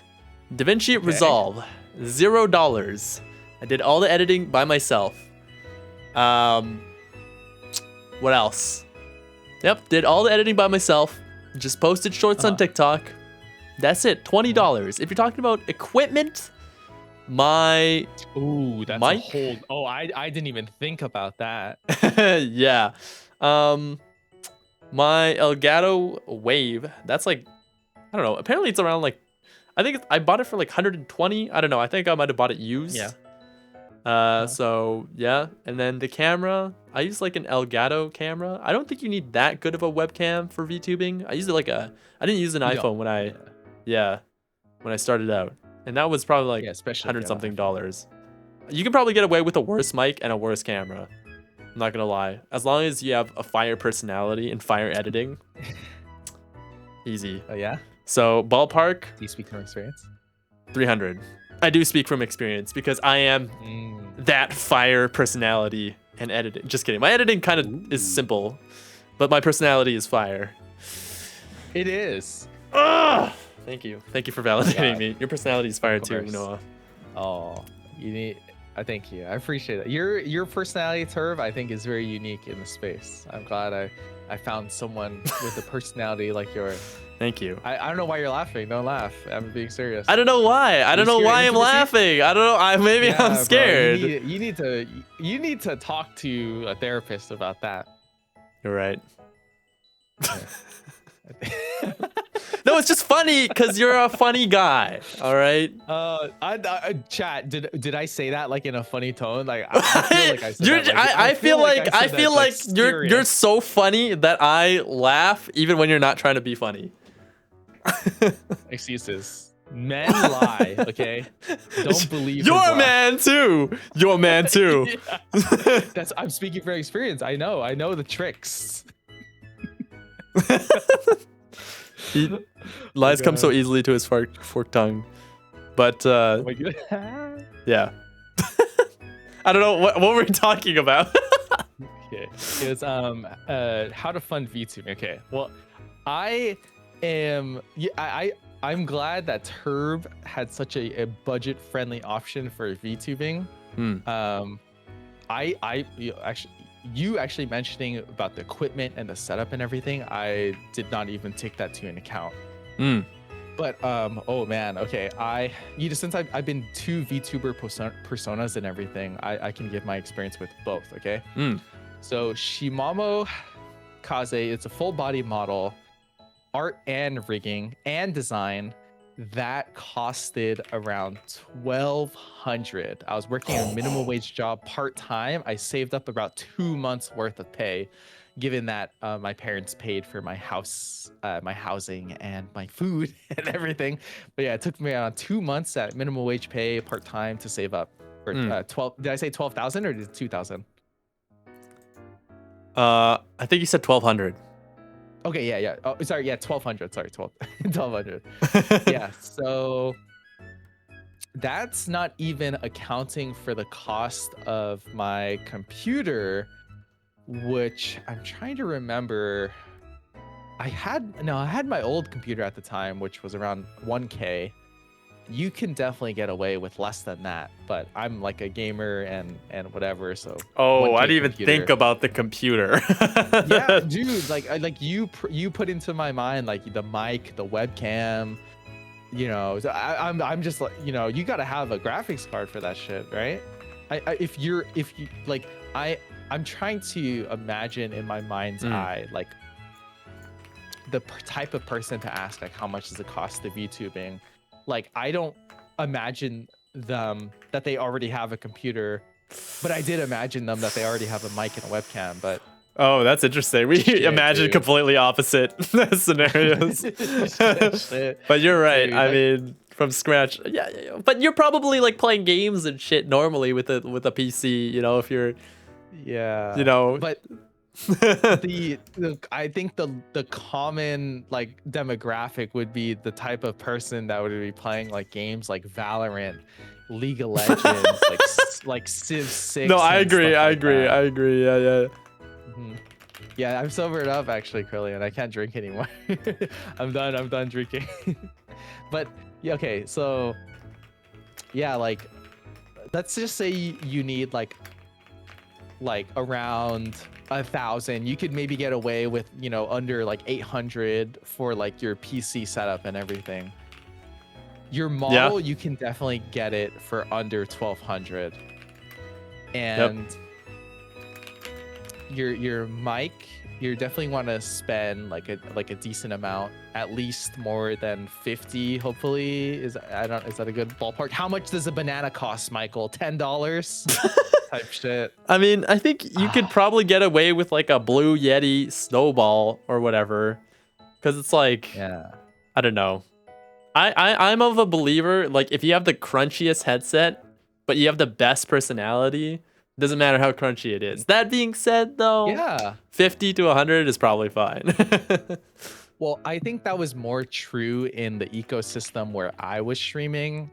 I was pretty early. Again, this was when HoloLive EN like first debuted. This was around that time where there wasn't that much competition. But especially nowadays, like you really gotta have like at least like a 2D model. I'm not saying that you can't make it as a PNG tuber. Of course, if you have a fire personality and you're that goated, you can do it. But it's just these additional things just compound on top of your personality. True. Yeah, PNG tubers existed first. Yeah, that's true. Actually, but oh, shoot. Somebody asked the question of how much did my Noah the dog model. Okay, so actually, surprisingly, my 3D model costed way less than my 2D, which I think is actually a very common thing. Here's what I say. I think the lower end 3D models and the middle tier 3D models cost less than the middle and lower tier 2D models.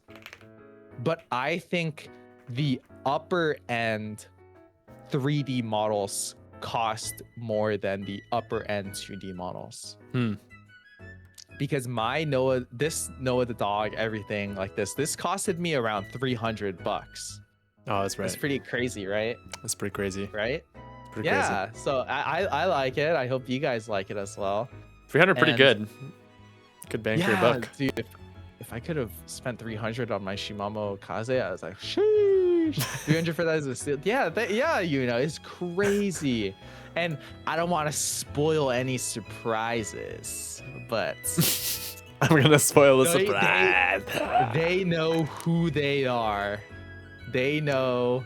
It's so good for that price, bro. Dude, oh yeah, it is Muddy. It is so good. But Muddy probably can agree with me that like the upper end of 3D models is like that shit's expensive. It is expensive.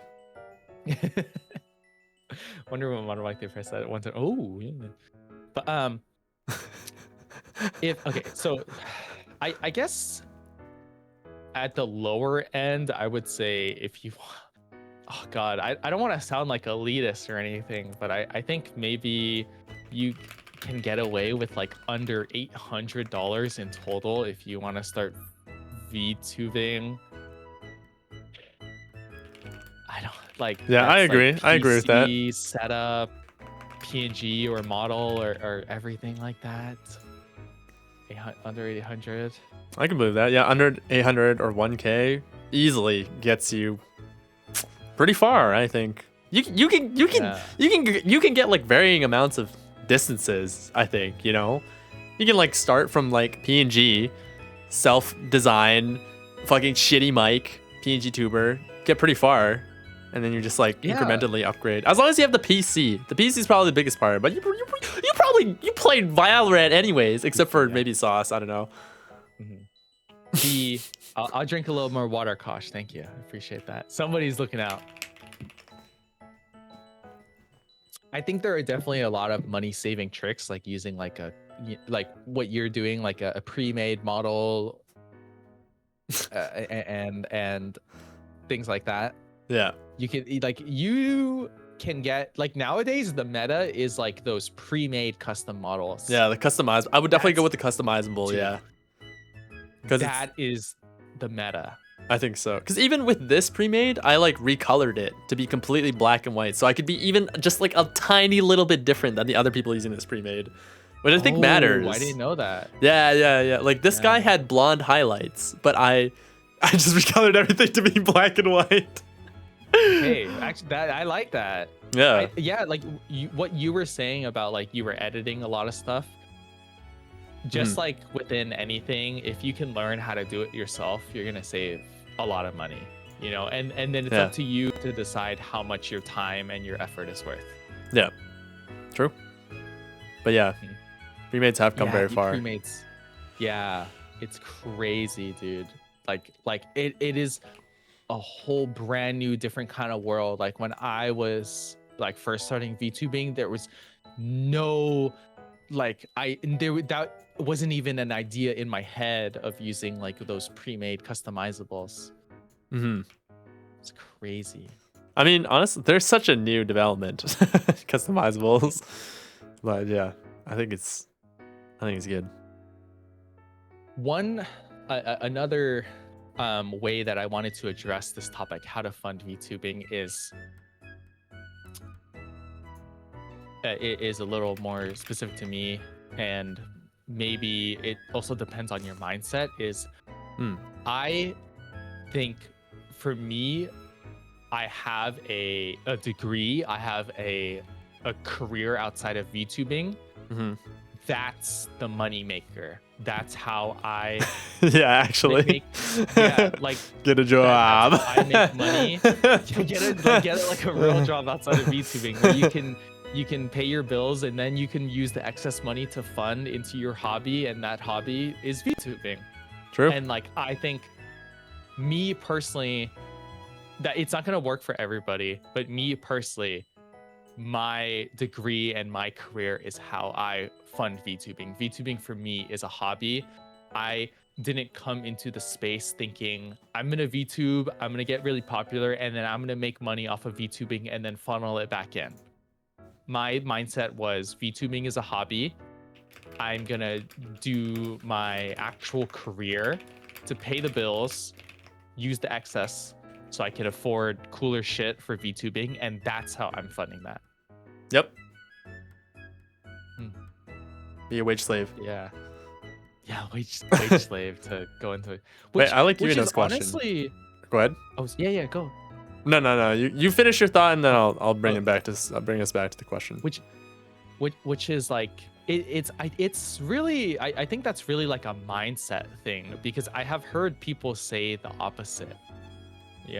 I've don't heard be a people wage say slave.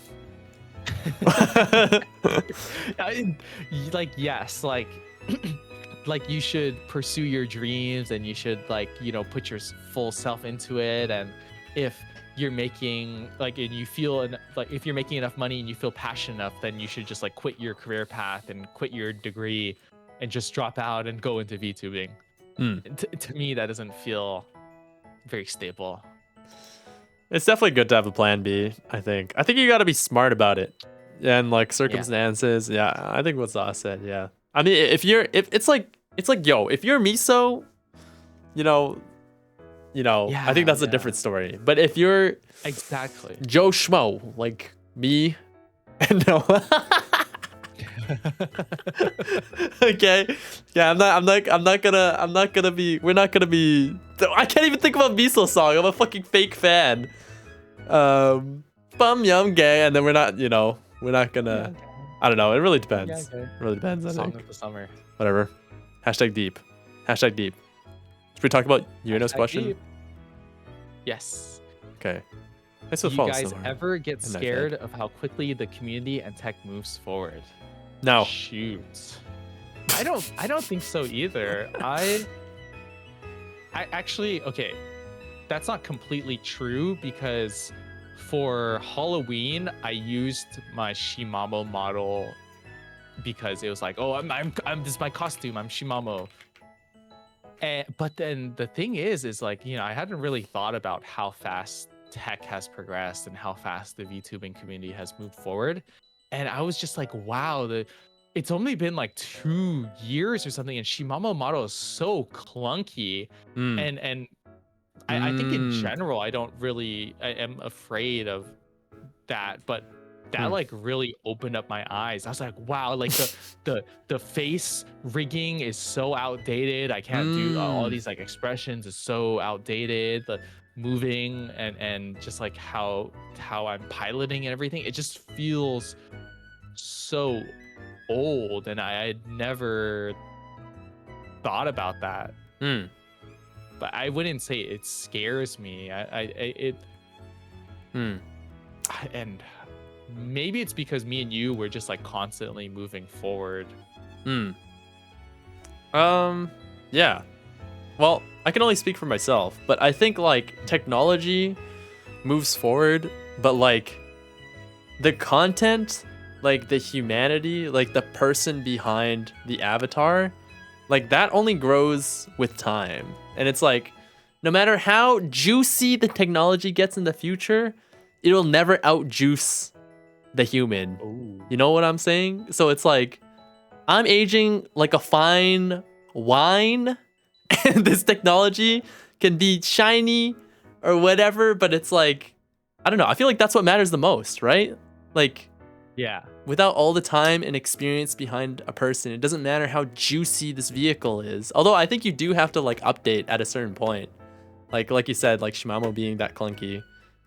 Like you probably, it's kind of like the multiplier. It's like, you know, if you got some new tech, you probably, would go further with your juice.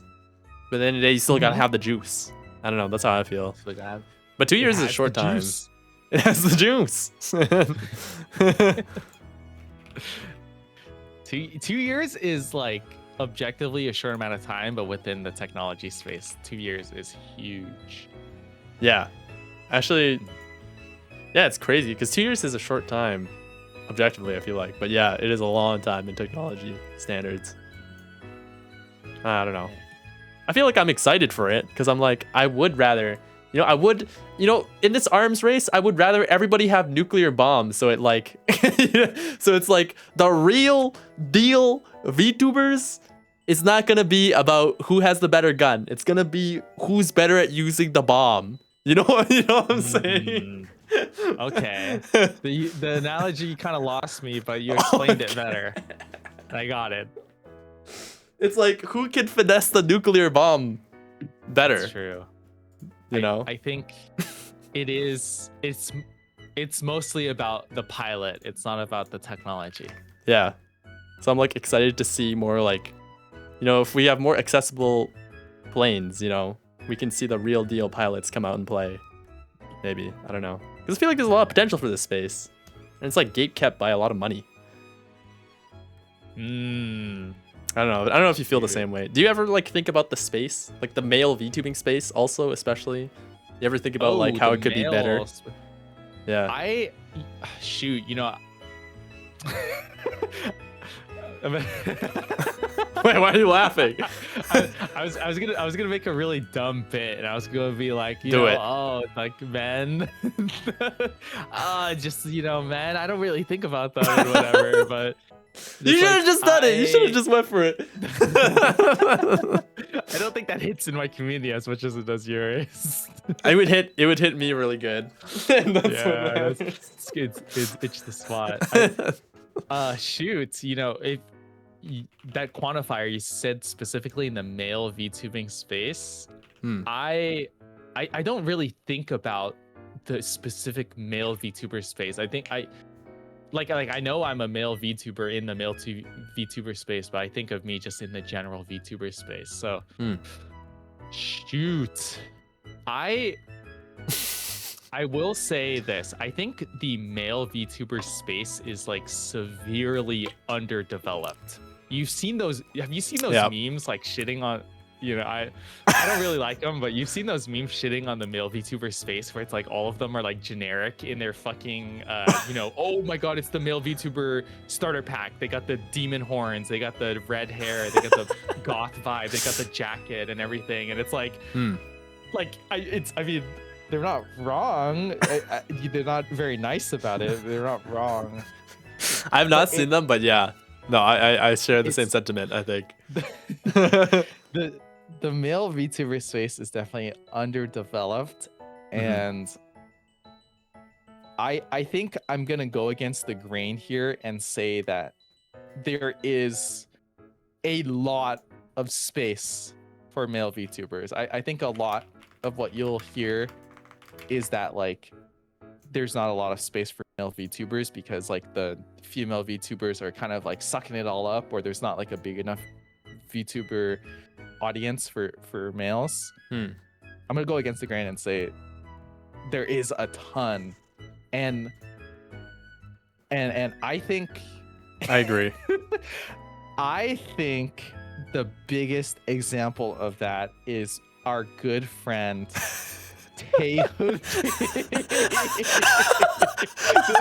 He's not even fucking wearing the stream. Buckets of icing and glaze. Jesus Christ.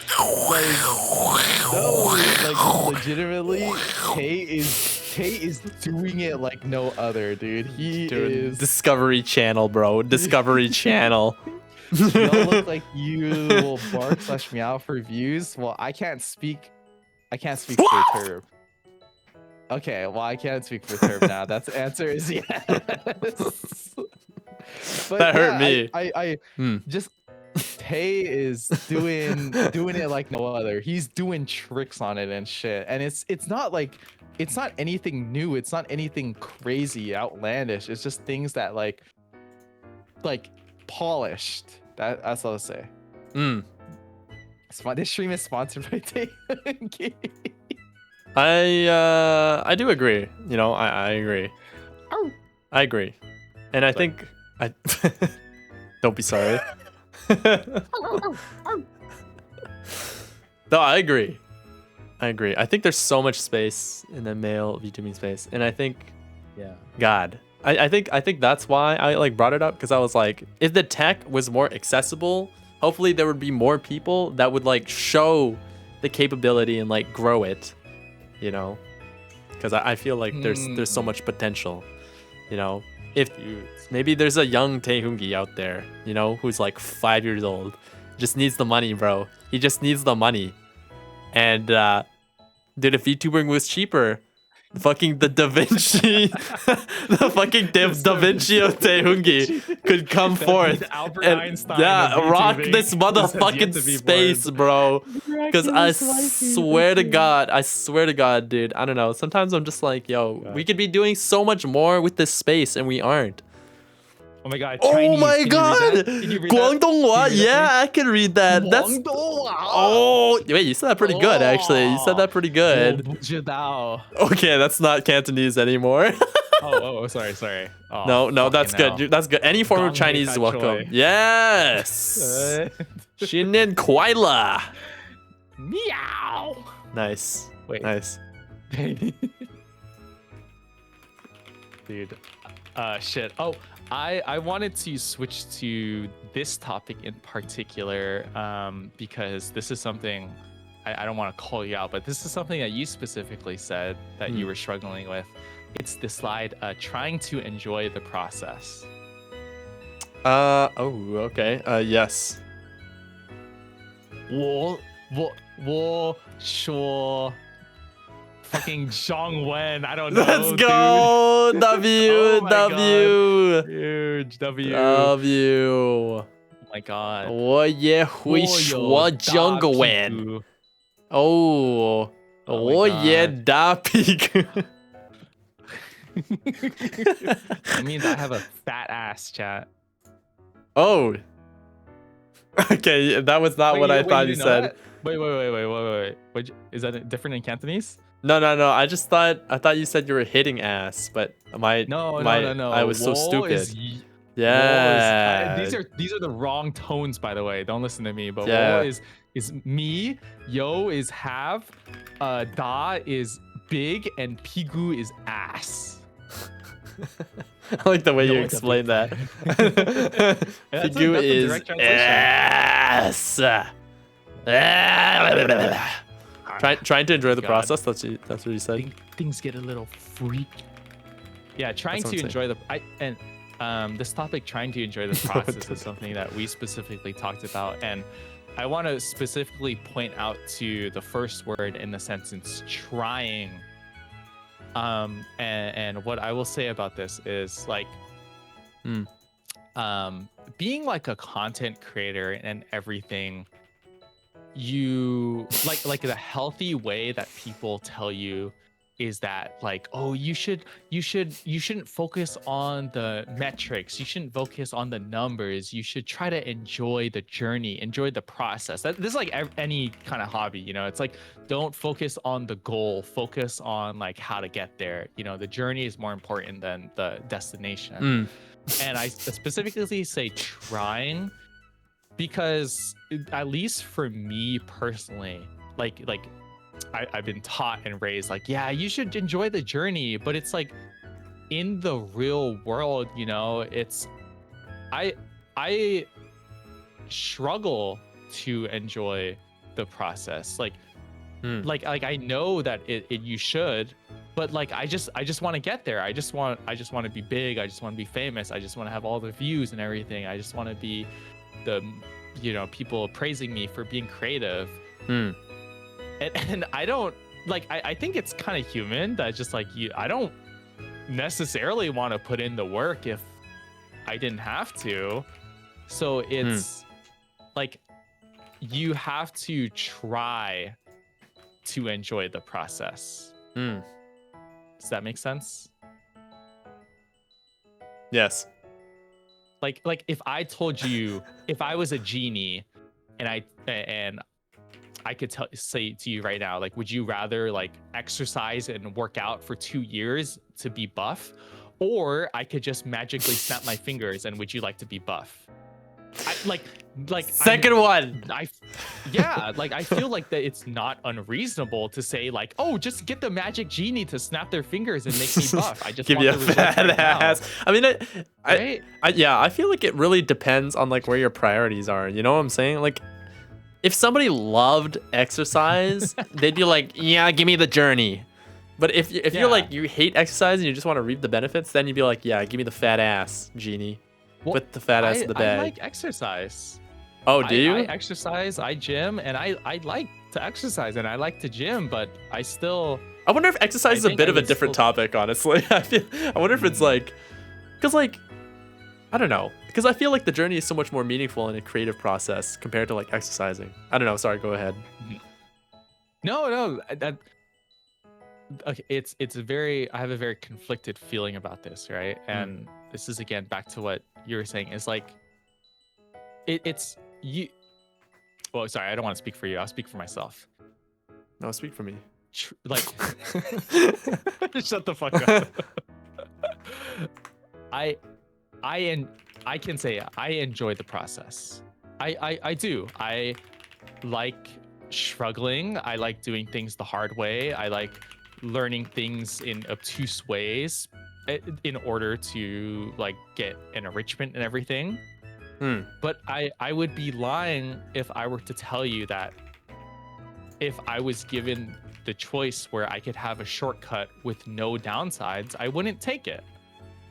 And when I say trying to enjoy the process, I mean like there are going to be snags within the journey. There's ups, but there's also downs, and I'd be hard pressed if you were to ask me during one of those downs, would you just like to skip ahead of the line? I'd be like, yeah, no consequence, like no difference. Yeah, I would. And it's just like, I don't know. I feel, I mean, you know, I'm not going to start taking steroids to get buff and everything. And I'm not certainly going to pay for viewers and view bots, and I'm not going to do all of that. But it's, I feel like I'm not articulating this well. I mean, I understand your sentiment, I think. Because I think... Oh, sorry, go ahead. Well, I was just going to keep this short. Like, I enjoy the process of learning, and I enjoy the process of doing things, but sometimes I just want the results. Steroid arc. No. No, yeah, for sure. I mean, I think...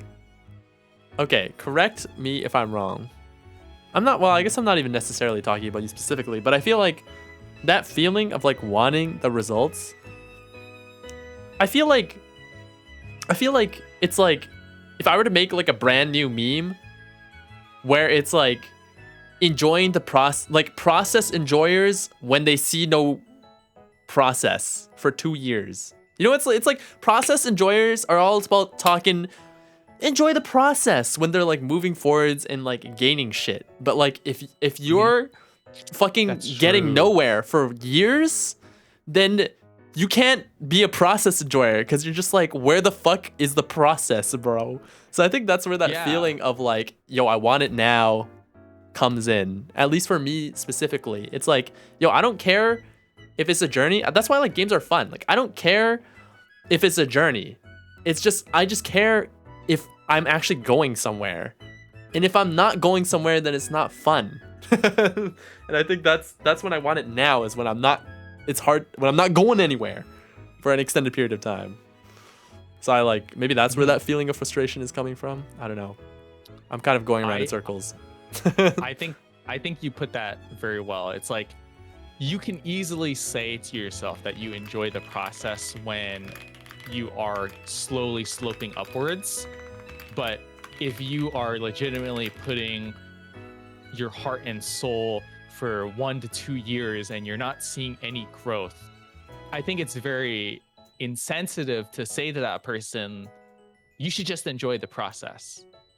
You should just enjoy the journey. Like like somebody said in chat, like there is like a balance of enjoying the process and making gains. Yeah, 100%. I have been drinking water, Yuki. 100%. Yeah, I disc dirt. I haven't been a twink in like 10 years. After high school, I put on like 60 fucking pounds, and maybe like a good, like I'm being generous, maybe 15 pounds of that is muscle. That's pretty good. You just got to cut now. Oh my god, the weird black and white goth dude owes a meow. Meow. Oh, thanks for the follow. Yeah. Yeah, 100%. Oh my god, I'm trying so hard.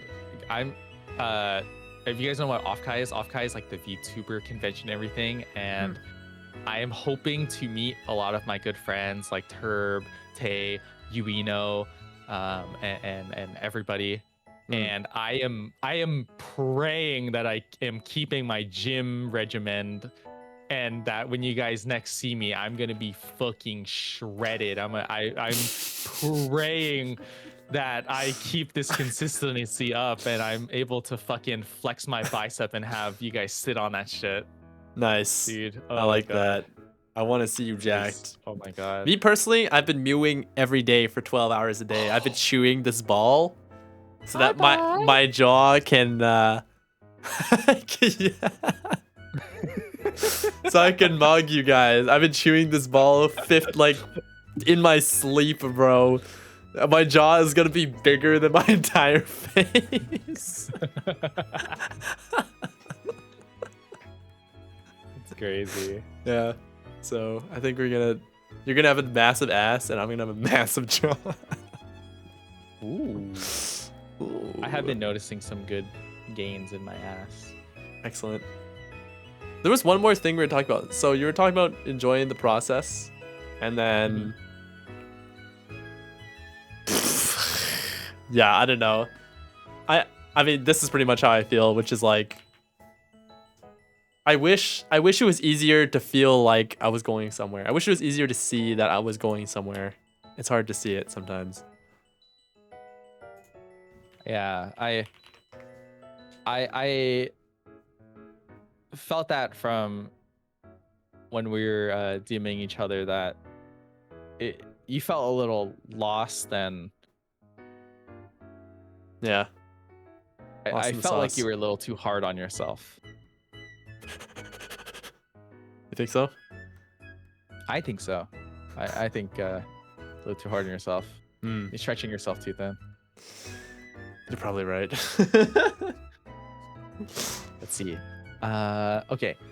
I have time is limited, maintaining health while pursuing dreams, appealing to the lowest common denominator, or losing yourself to obsession, or making time for yourself and others, or burning out. Which of these? Oh my god, there's a lot. I read these. This is something that I'm very passionate about talking. Yeah. I mean, these are good topics. I don't really know. Yeah. I don't really know. Chat, is there any particular topic that you guys would want us to talk about? First go. Oh my god. Let's see. Thank you, Lemwin. Did you send me a message? Oh my god, wait. Taking This- time what's for his- something. what's his, Def? Burnout, Burnout, please. Okay. This is something that I feel like I particularly struggle with a lot. And this can be interpreted, I feel like, in a lot of different ways. Burning out pre-stream, burning out post-stream, burning out during stream. Oh, interesting. Yeah, me personally, I feel like I have a lot of burnout pre and post-stream. Wow. I feel interesting. like do you feel like I feel like when I do stream, when I'm already in the thick of it, I do great. It's just before and after. I agree. Yeah, I definitely every time before stream I'm like Yeah, exactly. And then after stream, I mean, I feel like relieved. I don't know. I don't know what's your form of like burnout after stream.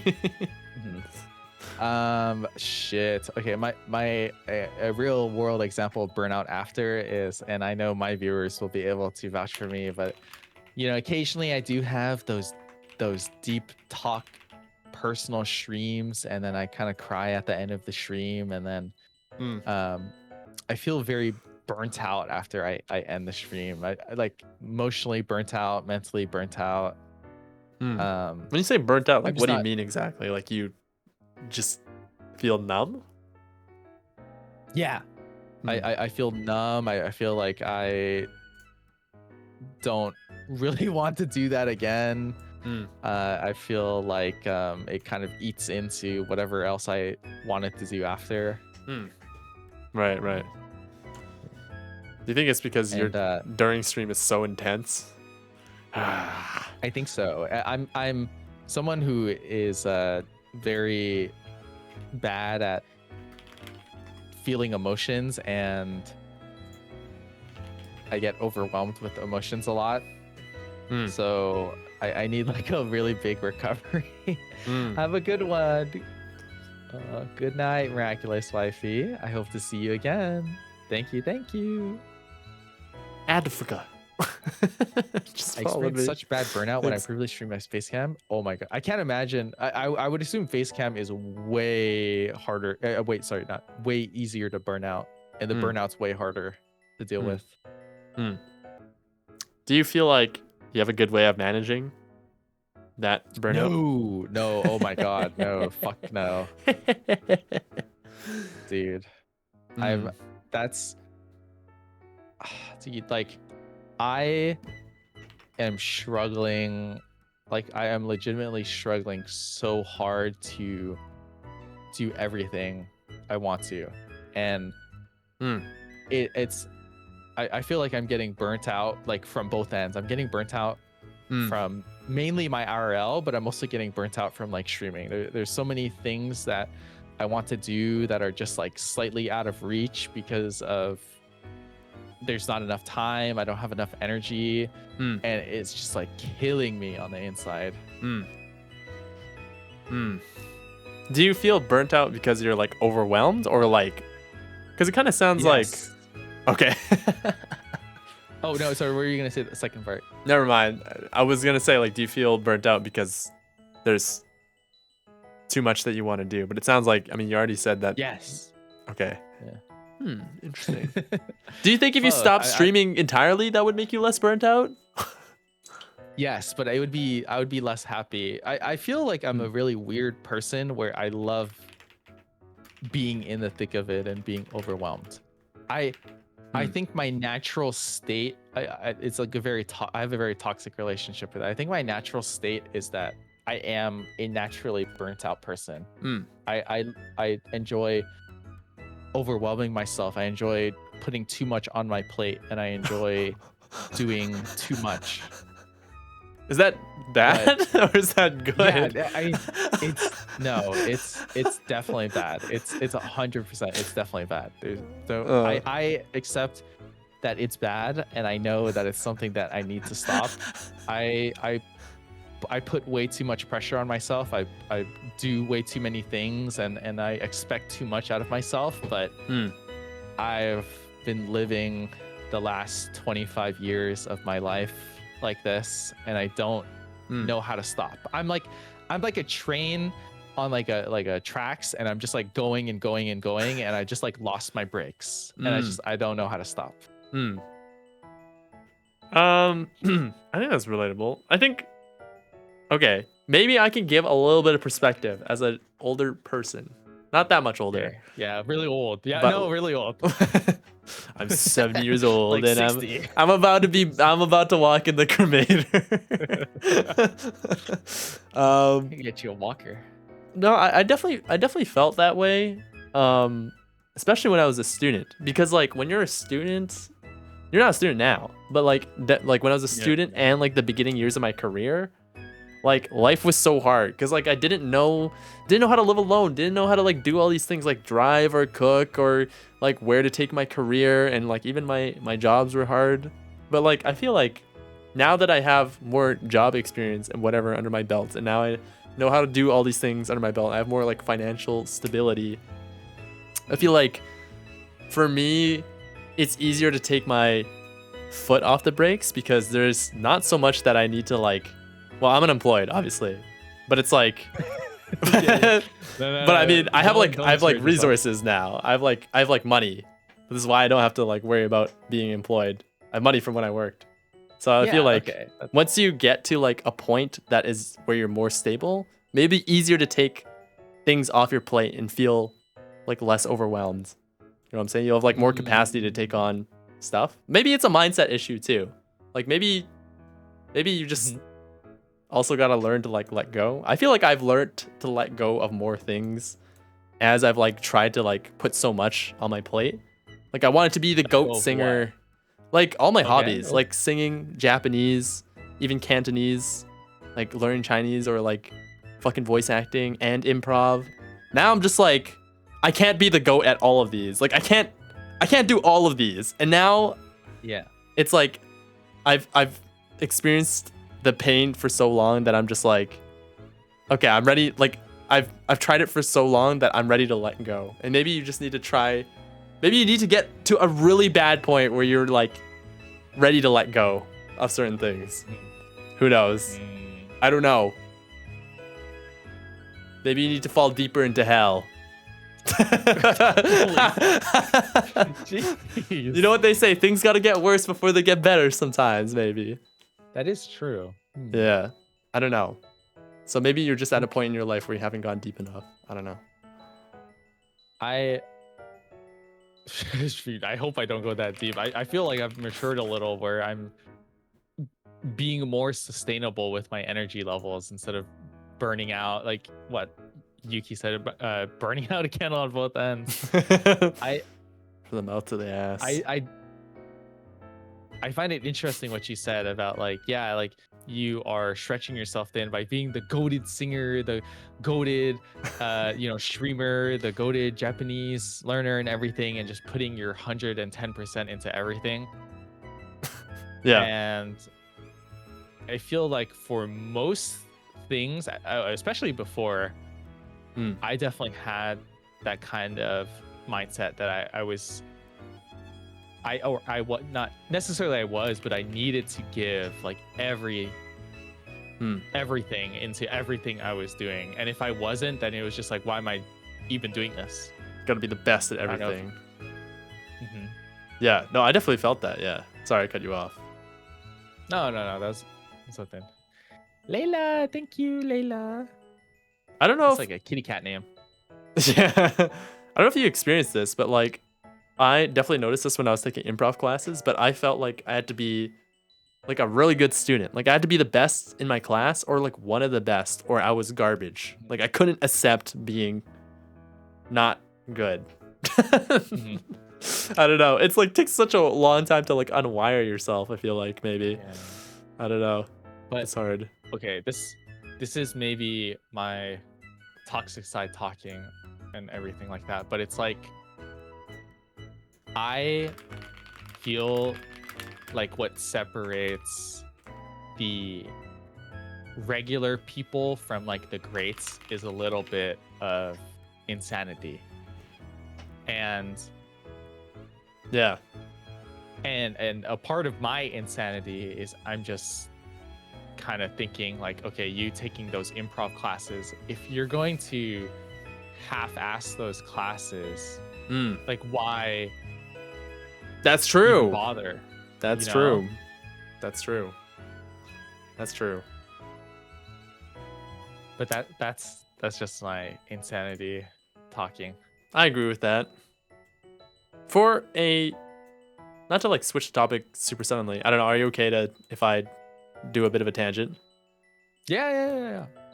I was gonna say on the managing side of things, I found that one thing that helps me is like budgeting a lot smaller than I think I am capable for. Because sometimes I feel very motivated and I schedule a lot of stuff and I'm like, oh shit. So now I'm like, instead of like 10 tasks, I'm like, I'm only gonna put 1 task on here. That's right. It's gonna be like for my streams right now, like I'm only doing 2 a week. And sometimes I feel like, I'm like, maybe I could even do 3, but then I'm like, no. Let's not get excited here. Let's just do 2. Let's keep going under because it's so easy. It's so easy to add, but it's so hard to take away. So I'm like, I'm just gonna go under, even if it ends up being easy and I have room for more. It's fine. It's fine if I have room for more. Then I'll just take a little break. So that's like a mentality that's been helping me. I don't know. Maybe other people could find it good to employ. No, I think that's a really healthy mindset, and it's what Shrimperoni said in chat as well. It's like it's better to under promise and over deliver than it is to do the opposite of over promise and under deliver. Yeah, 100%. Yeah, and like it is easier to add rather than subtract. Yeah. Shoot. And like, yeah, man, I always try to do like the garbage version of my task. Like if I have a task that I'm like really struggling with, like I don't know, making my schedule, then like I try to imagine what like the garbage version of it would look like, which is literally just a ping and not even making a graphic. And that's what I do sometimes just to get things done, like doing the really garbage version. So That's those like are a the two whole- things I do. Yeah. That's like a whole different can of worms. I feel like that's like going into like a separate topic that I was thinking about, but I didn't put on here about like perfectionism. It's like being okay with being mediocre. Yeah. You like that one, huh? Yeah. Oh, Tank, thank you so much. But yeah, you were kind of touching on like to the point of like, okay, like, well, like just like if I wanted to do a schedule, okay, what's like the minimum? It's like, oh, just like a ping. Yeah. But it's also just what I was thinking about. It's like, why even bother? And it's like that perfectionism goblin in the back of my head. It's like, if you're going to make a schedule, put in the energy, put in the effort. Yeah. Why are you even bothering if you're not even gonna try? I feel that, bro. I feel that. Yeah. Oh. Hello, Tank. Hello. Welcome to the stream. Yeah, it's hard. Go ahead. I wanted to. I think a good segue from the burning out topic is the what is it? Time is limited slide. Oh yeah, that's a good. Okay? Good slide. And I was gonna do like a quick little rant about this. Okay, fucking wait. Time is limited. It's like, guys, chat. I'm gonna go on my fucking proletariat little rant right now. Okay, how are you reasonably expected? Okay, you work 8 hours a day, right? Maybe you work 9 hours because you have lunch and breaks included. Okay, but let's just say on a good day you work 8 hours. Okay, but also on top of that you got to commute and you have to, you know, prepare and get dressed and get ready for work and everything.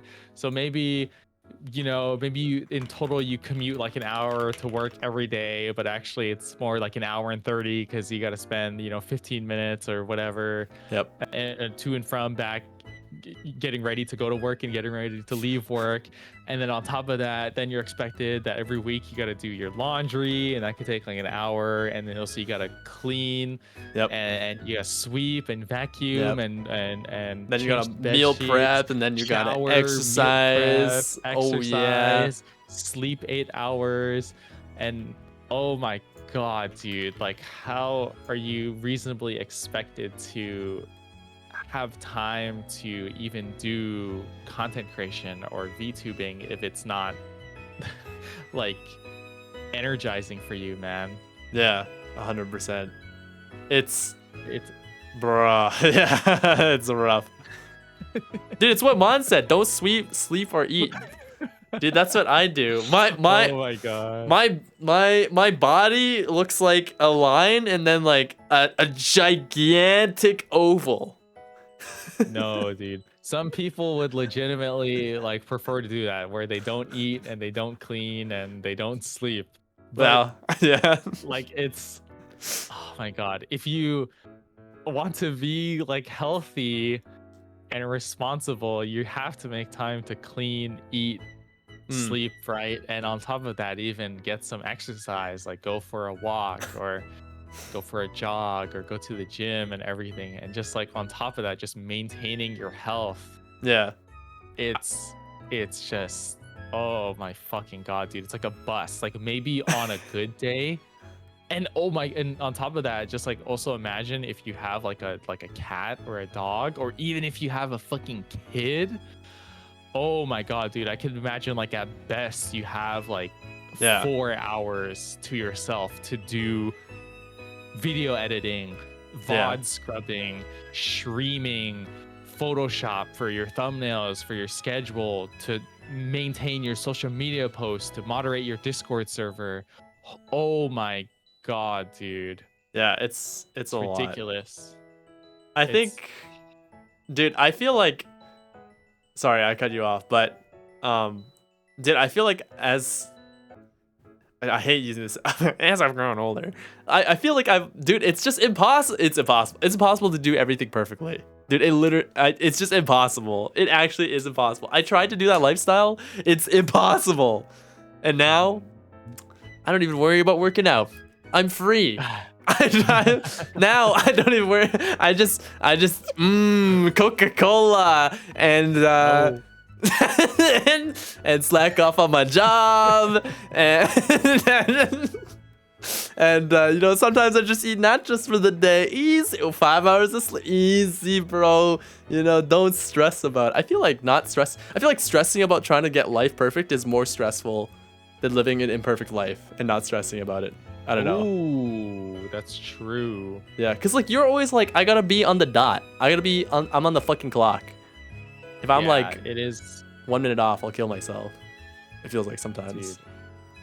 Dude, it is stressful trying to optimize the efficiency and live a perfect life. Like I get like cranky if I'm like 30 minutes past my bedtime, not because like I'm tired, but because I'm like, fuck, I should have been asleep 30 minutes ago. Right? Yeah. Or I'm even cranky. It's like, fuck, dude, I missed gym today. Like I couldn't fit it in, or I'm just like too tired. I'll do it tomorrow. And then I'm cranky. That's like everything shifted forward. Yeah. You're like, oh, my streak is fucking broken. Oh my fucking god.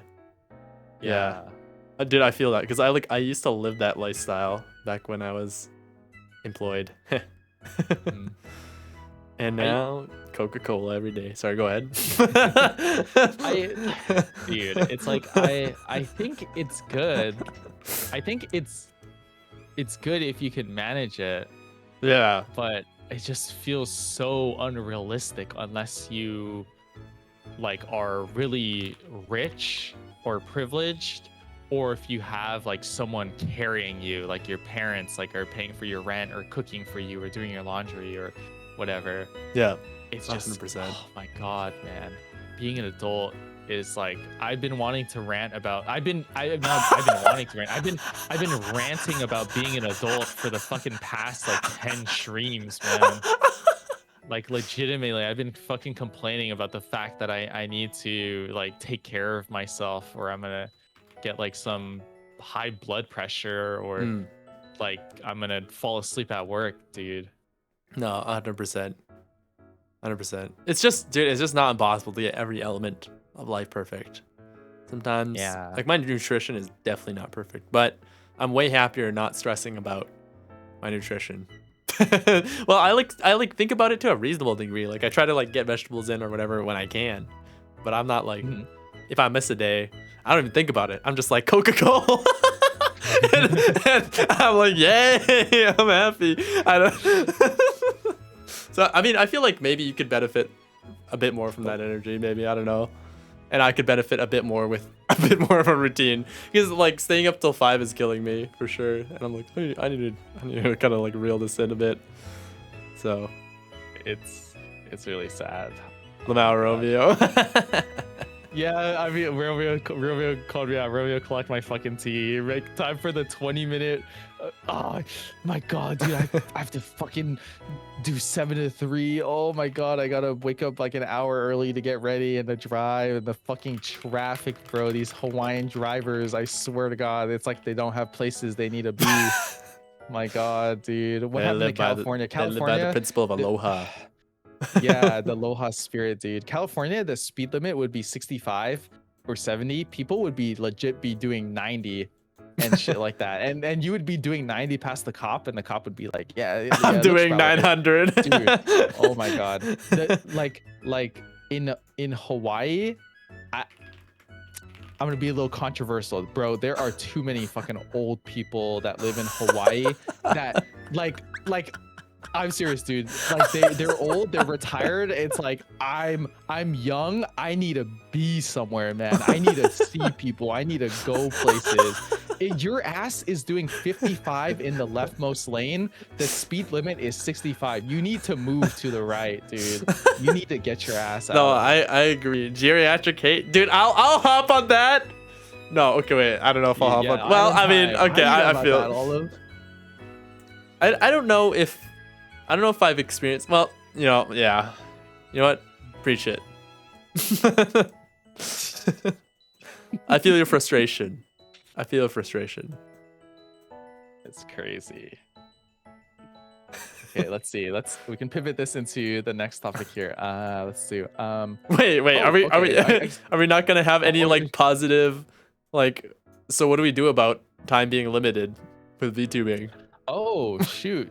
Dude, I really don't know. Like time, like have you heard the saying like you can have you can get as much money as you want, but what the same resource that poor people and rich people share is time. Hmm. And rich people spend their money saving time. True. They spend their money like, for maids to clean the house, or the chefs to do the cooking and everything, or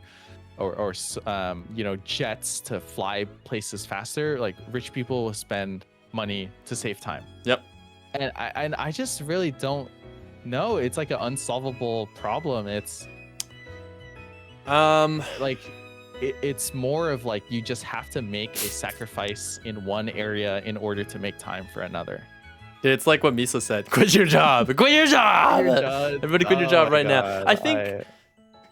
Oh, sorry. I don't know. I can't do that, dude. I don't want to be unemployed. Like after that year of being unemployed. Like, let me tell you, the fear of God has been put into me about being unemployed. If I'm unemployed for another year, dude, I don't know if I can maintain my mental health. No, honestly fair. Oh, that's no, that Kimmy. Oh my god. That's why you gotta swing to the other side of the pendulum until you're so sick of your job that you're okay with quitting your job, like me. You know what I'm saying? It's true. That's true. I think on the rich people paying for time comment, I think life is all about like how efficient can you get the time to money trader? You know what I'm saying? It's like if you don't have money, you gotta find a way that really, that like maximizes your time to money efficiency. So then you can like go the other direction. Now you have money, and then now you can convert that money back into time. Like you gotta game the system somehow. You gotta have something that is just gaming that ratio.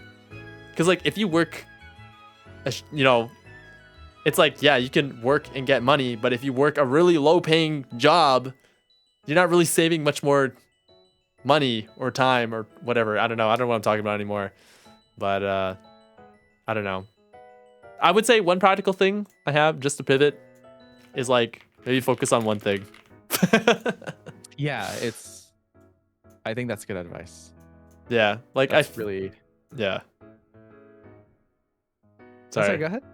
Oh, I was just gonna say like, if you're starting out and you're doing shorts, like just focus on shorts and spam shorts. I wish I spammed shorts a little harder till like I was like way above what I need to start streaming maybe. I don't know. Even now I'm still gonna spam shorts, I think. I'm not even gonna like think about doing anything else. I feel like that's the best way. Just like focus on one thing that's high efficiency. I think it's good to focus and have one goal. Okay, if we can, I think the next topic right here can be this slide: maintaining health while pursuing dreams. I think we can very shortly talk about this one because I think we've touched on this one a lot, but I feel maybe this one might be more relevant to me because I think between the two of us, I think I'm a little more health conscious than you are. I try to maintain enough exercise. I try to exercise 2 times a week. I try to sleep at least 8 hours a day. I try to eat healthy, even though the food's not that tasty. And I try to watch myself when eating too many sugary sweets or too many tasty treats. But I think what? No, I just saw Jamie say you should order McDonald's. No, you definitely keep good care of your health. I have not particularly seen it pay off, but I think to be quite honest, like I'm slightly overweight, but I've thought to myself like if I was not already like this, I would be fucking huge, dude. Because you've been like putting so much time into working out and being healthy and everything. Well, huge as in like really obese is what I mean. Oh, okay. I see. Like like I would be obese if I wasn't already health conscious, but because I'm health conscious, I've probably gone from obese to overweight, Mm-hmm. and was like, this is like where I am kind of like stable at. Mm. I don't know if that makes sense. Right. No, that makes Ketone. sense. Hey, ketone.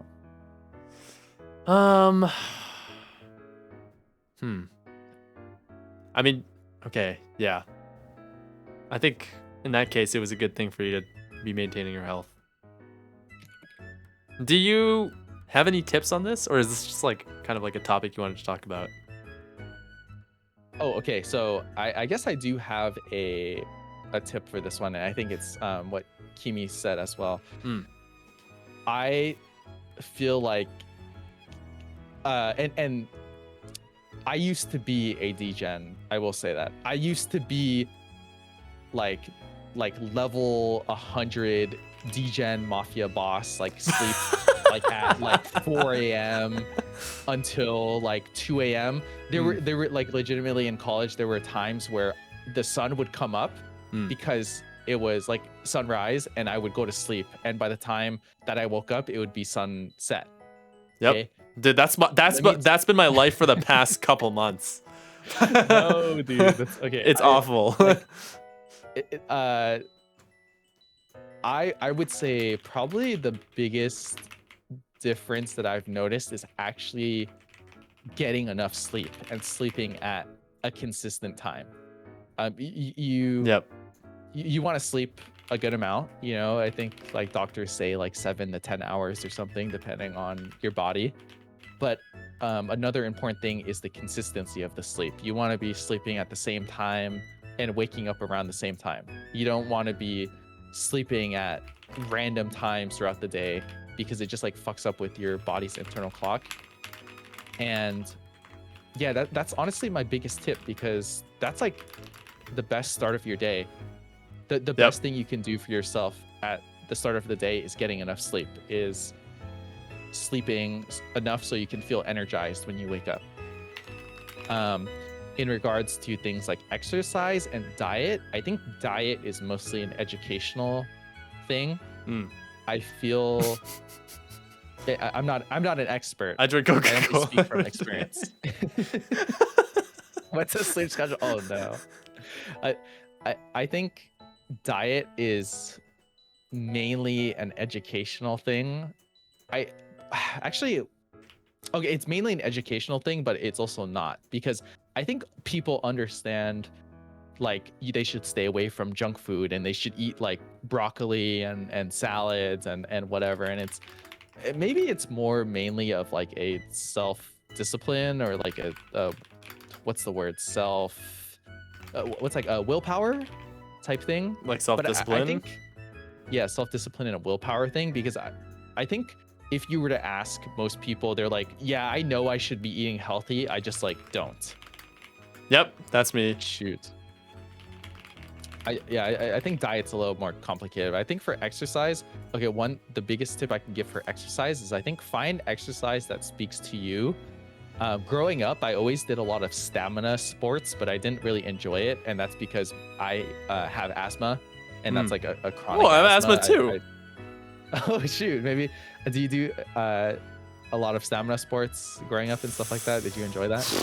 That's a good question. I did soccer, but then I couldn't run, so I was the goalkeeper. Oh shoot. Okay, see. I don't think I really did a lot of stamina sports, no. But yeah. Okay, but I did like basketball in elementary, and then in middle school I did track, and then in high school I did badminton, and those are, you know, primarily stamina sports, and I didn't particularly enjoy them. I enjoyed them because they were games and they were fun, but I didn't enjoy particularly the sport itself. And it wasn't really until I got into weightlifting in college that I was like, damn, this shit is fucking good. Wait, you really like weightlifting? Yeah, I do. I love weightlifting. Yeah, that's pretty sick, honestly. Sometimes pumping some iron feels pretty good. Tank, what is it? Don't eat. No, you need to eat. Actually, that's also again, I don't want to sound like I'm the expert, but I feel like I do have like some familiarity. The opposite is also like you don't want to eat a ton of junk food, but you also don't want to starve yourself. You want to eat enough to either maintain or just like slightly below that.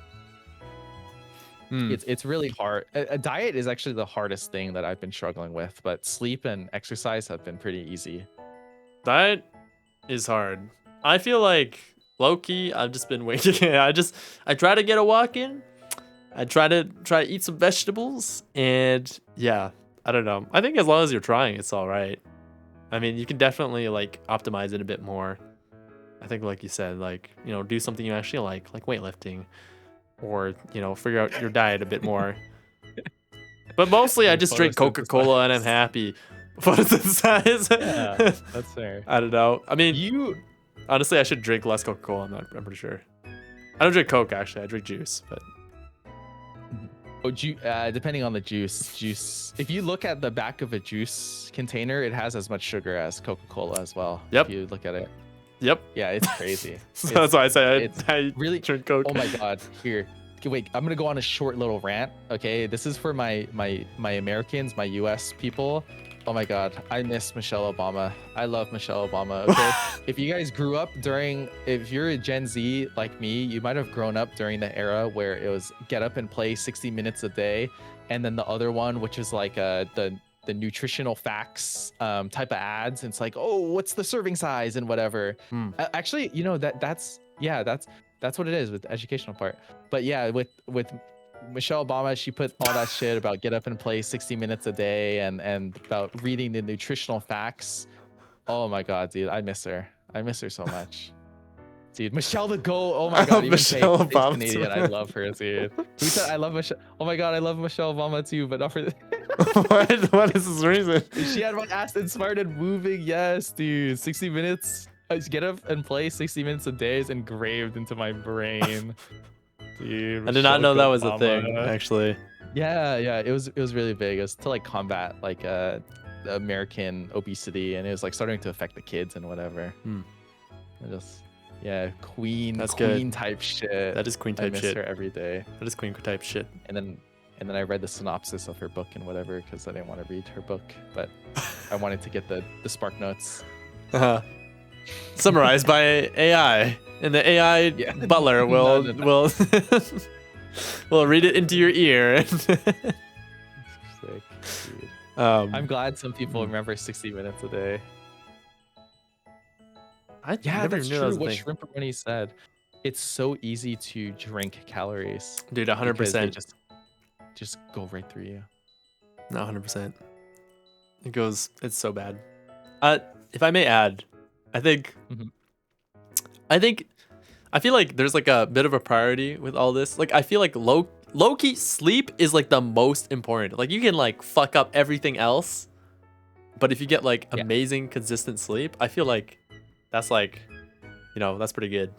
That's pretty good. I think so as well. Sleep really empowers you. Yeah, because it gives you like energy to do stuff. Is the basis. Exactly. News. Yeah, like your morning self will thank your night self for sleeping, and your morning self will hate your night self for not sleeping. True. And your regular self will hate your ideal self for existing. Crazy. My ideal self hates my regular self. My regular self hates my. Sorry, go ahead. I like that setup you got with the whole paint and everything. That's cash. Oh yeah, sorry. I was gonna tell you that I was doing this. No, that's good. I'm not gonna do that because I'm lazy as fuck. Honestly, fair. Honestly, fair. I think sleep usually gets fucked when you neglect the other departments. Is that true? Well, true. Sunlight for sure. Actually, you're right. True. You're right with exercise. True. Who are you talking to? So, I'm just making a dumb joke to myself. Exercise. Yeah. That's true. That's true. That's actually true. Getting enough exercise helps you have better sleep, and being overweight reduces the quality of your sleep. That's true. That is true. Have you ever heard of all boats rise with the tide or something? I have, but I don't know what the meaning of that saying is. I think it's saying like all aspects of something improve once one thing improves, you know? It's like everything comes up and down with the tide, you know? Yeah. But yeah. Exercise. I guess that's why it's so hard. That's why it's so hard. Let me order you the tacos. Yeah, I was just about to say you should probably stay on topic a little bit. But I like that you came in with a good cop, Noah. But actually, boom! Here, I'll stay on topic. Actually, speaking of tacos, if you're on a diet, or like you're exercising and things like that, it's also recommended to treat yourself every once in a while. You don't just want to be eating chicken, rice, and broccoli for months on end. It is good. This is like scientific. It is good to spoil yourself every once in a while. I treat myself all the time by drinking Coca-Cola. Yeah, you don't want to treat yourself all the I time. give That's the myself a thing. treat every 15 minutes. That's the problem. When you treat yourself every time. No, it is a problem. I give myself a treat every time I overcome a minor inconvenience. I woke up today, give me a treat. Oh my god. That's bad. What if I deserve the treat all the time? Treat yourself all the time. Treat yourself. All the Let time. me see. Okay, I want to leave making time for yourself and others as the last one. So let's see. And okay, losing names. Let's do Okay, let's do appealing to the lowest common denominator. This one's actually kind of a deep cut. And I can explain this one too if you'd like. Yeah, go for it.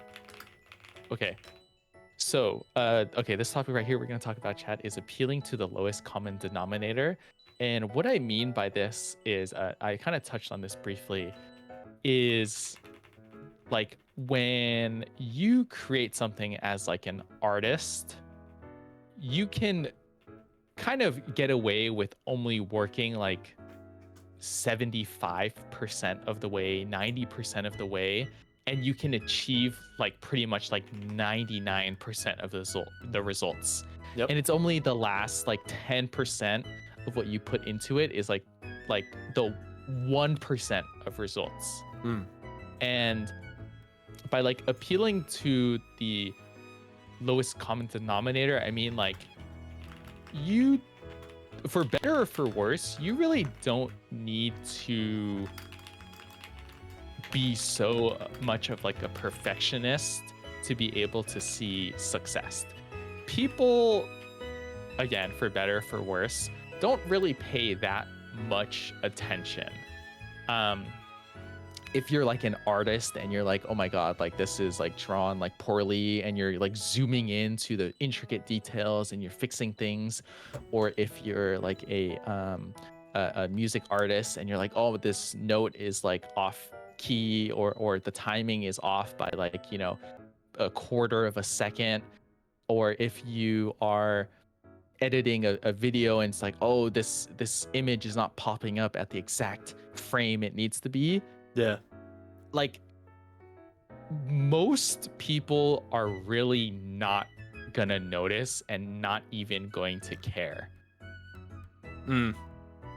And I think it's like you, at least for me, because I feel like for this, like content creation, stuff like that, I feel like when I edit videos, I'm more of a perfectionist. I'm not saying I'm a good video editor, but I will say that like I'm a perfectionist where everything needs to be on the perfect frame. But it's, I often think to myself, like, nobody gives a shit, dude. Like, nobody cares about like the extra 3 hours that I'm doing to make sure that everything is perfect in my eyes. Yeah. Because I could have just avoided those 3 hours and I could have just gotten 90% of the results already.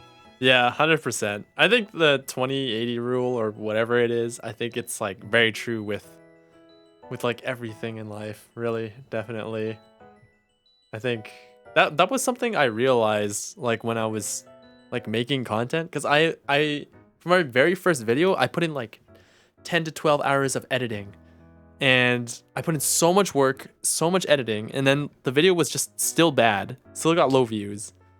And I think I realized after that I was like, okay, like amazing content with like decent editing versus like god tier, 100% going all out on editing. Like no matter how much editing you put in there, the minor details like aren't gonna save you. It's gonna be like the big things that save you, I think. Take care, Yuki. Good Thank you night, so much for Yuki. sticking around as long as you Yeah. have. I know this is a long stream. Thank you.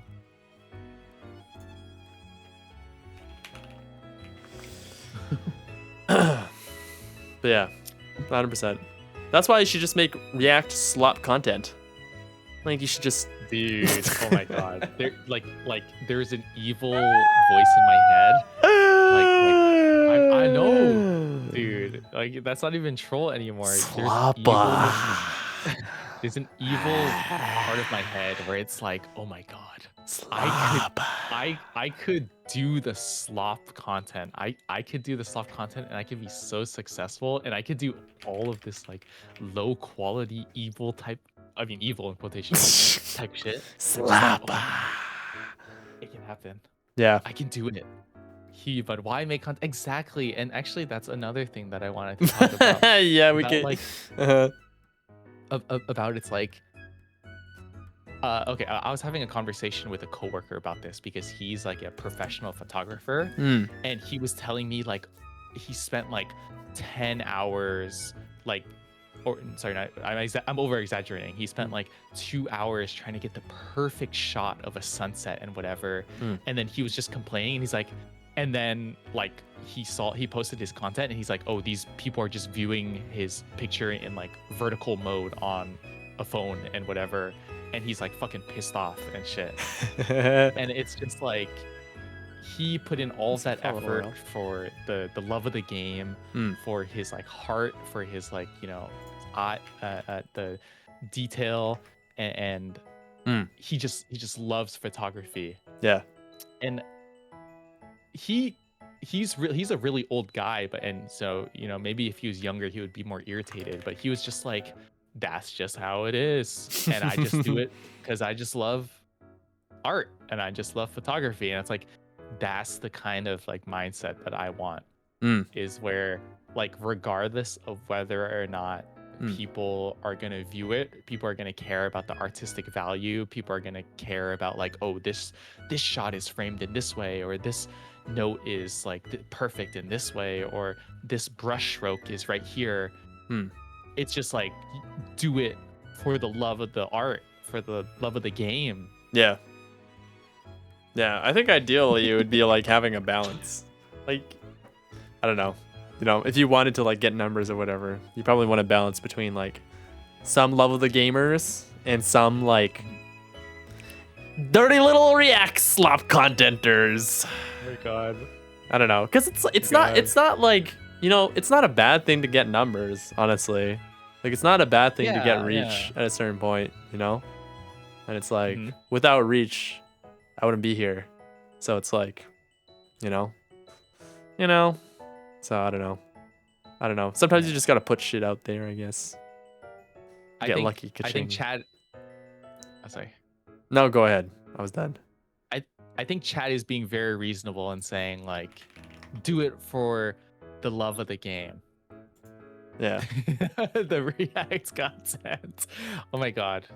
Let's pull up TikTok Shorts You Laugh You Lose compilation number 67. No way! The thing is, for real, Kimmy. I think you also gotta be a person that enjoys doing it to a certain extent. I don't know.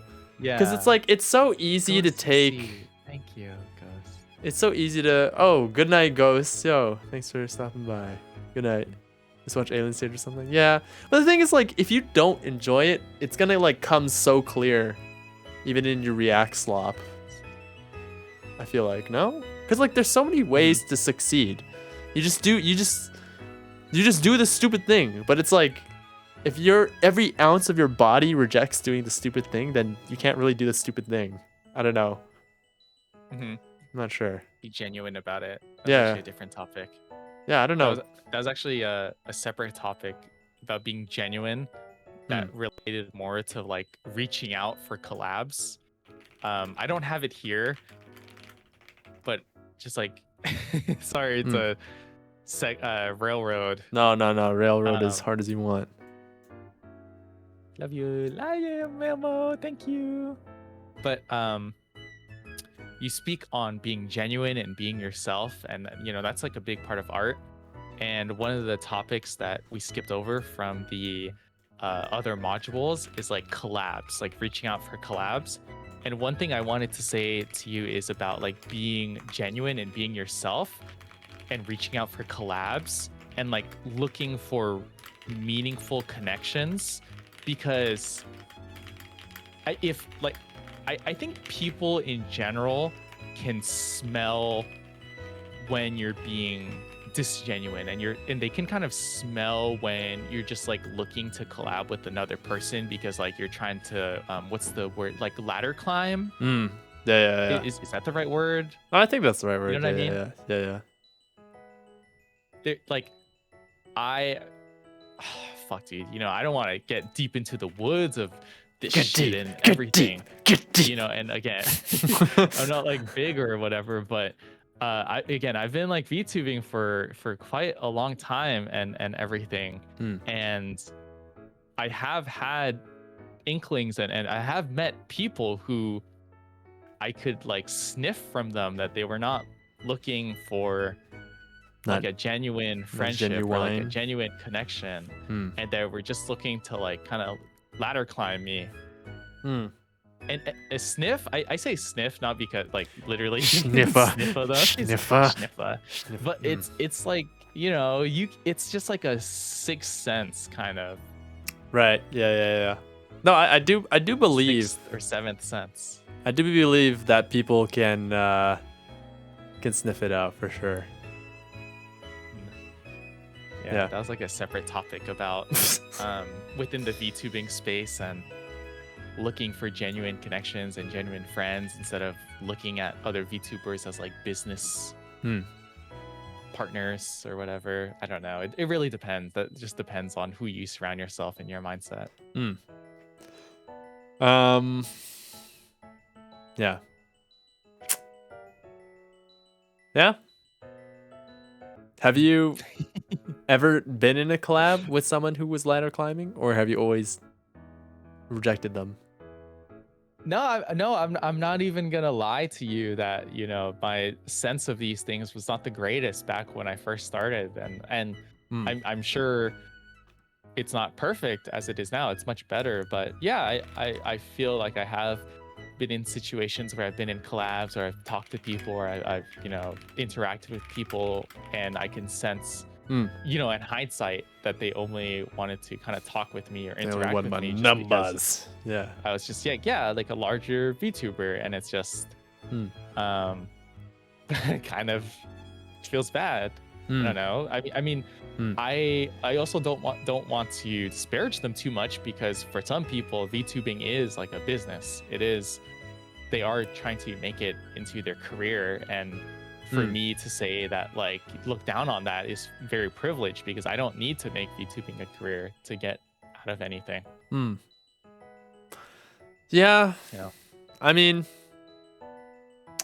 I don't know. I think there's some merits to perhaps doing a not entirely genuine collab that's kind of like businessy. I don't know, but like at this stage of the game, it's probably dealing more damage to your soul than anything. I guess. I feel like as long as they're transparent with it, it's fine. Actually, I do agree with that. Yeah. Because chat, in the club, we all fam. Did you laugh? Sure. No, I like that. That was good. that was. I feel like I've definitely gotten a lot of values. Oh my god, they like that. I think I've gotten a lot of value out of like our collabs, and like. Oh, I like that. Yeah, rather than like being with some schmuck, some fucking bozo with more audience, or whatever. I definitely feel like our collabs have meant the most to me and like given me the most value in my life, to the point where it's like I almost feel like I feel like people chase numbers sometimes or whatever because they're looking for connection. But when like you find the connection like right then and there, it's like you don't need to really chase the numbers. Like I feel like that's the value I'm getting, you know? It's like I don't really care because like I have the connection I'm looking for right now. I don't know. Not sure. But I feel like I don't know. What do you think?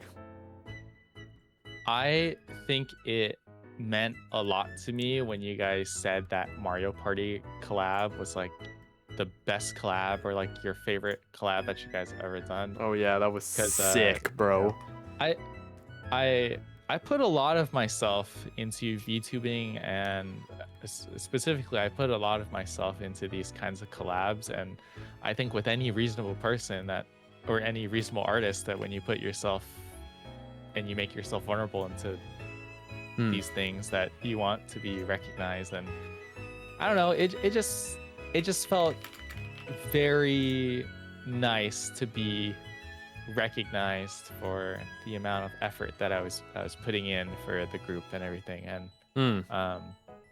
that collab meant a lot to me as well. That was kind of like our first time really interacting kind of as a group, really. I think that might have been our first time interacting on stream, and I can say the same for Tay as well. Yeah, that was sick. I think that was definitely like one of the collabs that I'll always remember. And I think like, sorry to cut in, but like, no, I like the glaze. The grapefruit. I think like part of the reason why I wanted numbers, why I wanted to do well, was because I wanted to get. It seems like super ass backwards, but I think like back, like a couple years ago, like I wanted to be talented. I wanted to be known so I could get into this company, because the VTubing company, that would give me friends, and then my gen mates and we could do the collab and have fun. But it's like when I did that collab, I was like, oh, I just like skip to the end. Like I don't need to do all this shit, all this like ingenuine shit. You know, like I feel like I got it. I got that. And now that I got that, I'm not like hungry for like that corpo experience, you know? So I think that is saying something. Like that's how special it was. I think that's how good it was. I think that's saying a lot. Yeah, dude. You saying that actually recontextualizes a lot of previous stuff. You know. Wait, what do you mean? Shoot. You know, it's not like a fully formed thought, but there was like a piece of me, like 2-3 months ago. I remember hearing you talking about how like you wanted to be part of a VTuber group and stuff like that. Yeah. And I was just like, oh, that's very interesting, you know. And I think that kind of is recontextualized with you saying that like, you wanted to be part of a VTuber group to make friends, and oh, okay. I feel like that's a very common sentiment, honestly. Like I feel like I've heard other people Really? say like, yeah, like I want to join this company and have like friends and like be doing this thing, you know? I don't know. I'm not sure. Shoot. Maybe that's just my lens. My color lens. No, actually it's this is the reason why I thought me and you would be best fit for this kind of stream, is because you're getting into the space and I've been in the space. I don't want to have to start over, but for you're so fresh that it's like, okay, yeah, if somebody does pick you up, like sure, yeah, go for it. Yeah, because I think like, yeah, I guess like Kimmy, you as well. Oh yeah, I guess Sauce also very common. Yeah, because it's like, dude, I don't know. Maybe it's I'm not sure. Who the fuck planted this brainworm? I feel like it's like very lonely, you know? Like it's kind of hard to connect with people sometimes. You know, you join the fucking Ian VTuber Discord and it's 3,000 people going like, oh, join my stream! join my stream. Oh, please. And it's like God. you're like a voice in the void, and you're like, oh my god, dude. I don't know, you know. Like, is that a real thing? Is he exaggerating? I can't tell if he's exaggerating or not. Or What do if you he's mean, being real. the Discord thing? Or Yeah. well, that's how I felt when I joined the actual EN VTuber Discord. Like it was just so massive that it's just like 1 billion people shouting into the void, like hoping to be heard. And it's like, how can you ever really make anything like genuine, you know? Or like, I don't even know. Like, how do you make? And then you look at the fucking, you know, gen mates, you know, Niji Sanji or Hololiba, you know, and they're like, yo, you got 5, but you're the fucking A team, okay? These are your friends for life, okay? It's like, bro, you know, I feel like that's the more appealing choice. Mm-hmm. Yeah, I don't know. I think this is like a whole other conversation about making friends in adulthood. Yeah. It's like, yeah, it's nice to be in a group and just like be assigned like, these are your people. And it's like, okay, these are my people. But Yeah, it's actually. like completely, it's like, as like an adult, it's like you gotta find your people, and then you have to like, your people are like plants, and you gotta water them and maintain them, and it's like, Yeah, because I think like being part of a company is like, it's kind of like being at school. It's like, well, you gotta show up to your job. It's like the way that it's easier to make friends with coworkers, I guess. I don't know, as opposed to like being freeform. yeah. But yeah. I think it's because you're forced to interact with those people. Yeah, I think so. Which is, yeah, like that type of like first day of school shit. It's like these people in your class, you're gonna interact. You're gonna have to come to school every day. You're gonna be forced to interact with them for 7 hours a day, 6-7 hours of the day, and like these are your people. Thanks to the follow, Velna. Oh, I hit 1800. Okay, it doesn't matter. Oh my God, Lethalist, I will, Lethalist, I will bash you with a spoon. Kill them! Kill them! Thank you so much for the follow. Kill them! Kill them! But yeah, just really honestly finding that genuine connection and finding a place. I didn't put that as one of the topics, but just finding a place and a community. That's why meeting you and the Chungus world. Oh my God, everybody's. Hello, everybody. Jesus. What's going on? I'm just getting a lot of people are following. Hello. Let's go. W. Thank you so much. W. You know, I was gonna save this for what day are we all hanging out? Wednesday? Yes, I believe so. You know, okay. But I was gonna save this for Wednesday with everybody and everything, but I just wanted to say I'm very thankful for my fucking God. Oh my God, dude. I'm very thankful for having met everyone, and it feels nice to have like a real sense of like VTuber friends and community, and it's like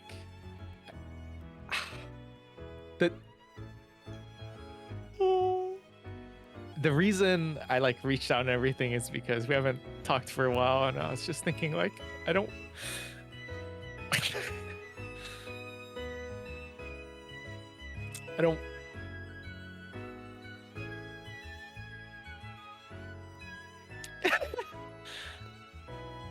I wouldn't want us to like fall out of touch, so I was like, hey, does everybody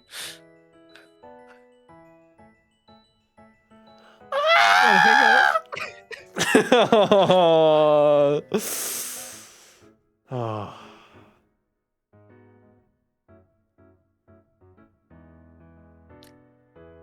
Yeah, I was gonna save that for Wednesday, but I was gonna do a mini ult right here, you know. I feel you, brother. Thank you, don't make me cry too, dude. Oh, my feels. Now I'm like really glad you reached out, honestly. I'm like really glad you asked to like set up something and everything, bro. I'm very thankful for you. Yeah, it's nice. I miss you guys. You know, it's been a while. I had my little vacation. I was like, what's going on, guys? Where's everybody?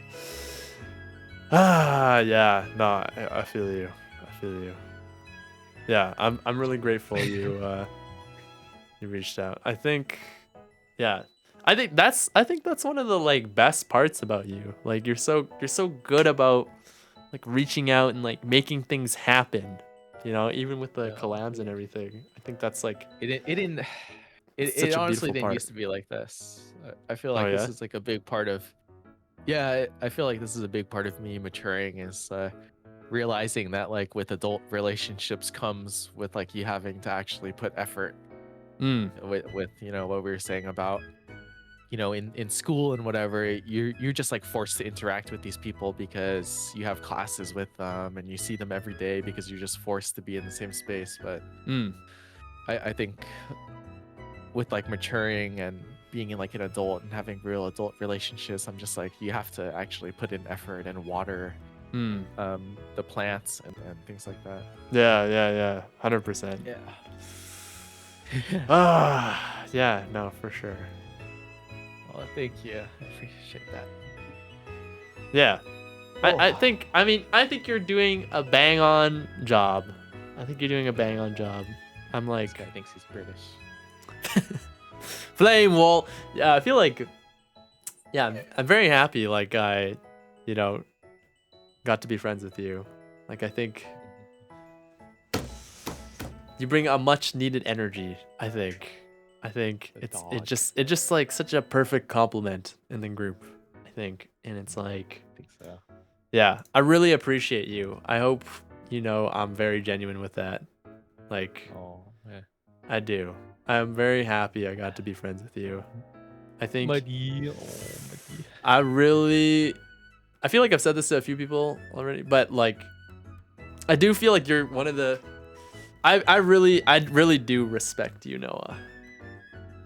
I think you're one of the real G's in this space for sure. And being a real G is a lot. Like I think that means a lot. Yeah. I think in silence. Lasagna. No, I think you're a real G. Chibi. Oh no, it's Chibi. Oh my goodness. Chibi, how are you?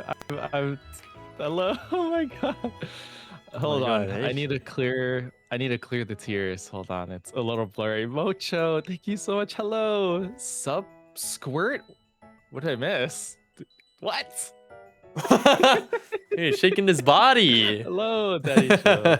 Chibi, hello. Akio ETC, hello. Oh my god, I'm so sorry. Hello, Raiders. We're having deep talk. Yes, hi Chibi. Long time no see. Oh, let me Chibi Chibi also knows me before as Shimamo Kaze and we also lived in the same area as well. So and we also shared a lot of mutuals. So me and Chibi, we met up, everything. I saw Chibi at Offkai because Chibi is really famous and has their own panel and shit. Oh, dude, that's sick. That's sick. Yeah. No, welcome in. Welcome. I don't know if Chibi remembers going to the mall and everything. I'm having an amazing stream, guys, and all the Chibi Miharu Raiders, guys. If you just came in, I want you guys to be introduced to my good pal, my good friend Turbarino right here. He's a good friend of the stream, and he's a very nice and chill guy. Thank you. We're just talking about VTubing and being content creator and everything. If you can share the love and the attention and everything. Yeah, oh, you know that Elgato wave that you have, right? Oh, she's an Elgato rep. Oh. Yeah. Oh, Chibi is legit, dude. Oh, epic. She's the real deal, you know. It's cool to meet them. Dude, it's cool how many people you've met over the course of your time. I think that's the Dude, special, yeah, that's you know? I I really I think about that a lot, and that's actually something that I kind of regret about rebranding, because some people I didn't inform them and they don't really remember, and it's like, who's Noah? It's like, we're having a Shimamo and whatever. But Mm. yeah, I am very glad and grateful for all of the people that I've met in the VTubing space and the content creator journey. And I think for 99% of the journey, I've met and surrounded myself with really cool people, and Mm. Chibi Mihar is another. But I wanted to specifically say, oh, like Muddy Enna is also another one as well. I wanted to say that. Aw. I think really appreciate Muddy Enna. I think on that topic, like I think one thing that I feel very grateful about is like meeting so many cool people. Even if this like never becomes full time or whatever, even if it just stayed a hobby, I think I already gained so much from meeting so many cool people. I definitely echo that sentiment. Mhm. Wow. I think Yeah. VTubing's been, I've been doing it for like 5 years now. That's a fifth of my life at this point. And 5 years. VTubing, yeah, VTubing's. I think I can confidently say now that VTubing's a big part of my life, and I'm glad that I started it. I started VTubing. Oh, dude, I'm like that guy that's crying.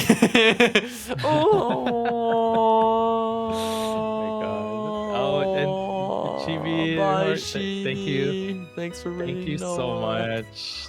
Please, yes, thank you so much for rating me.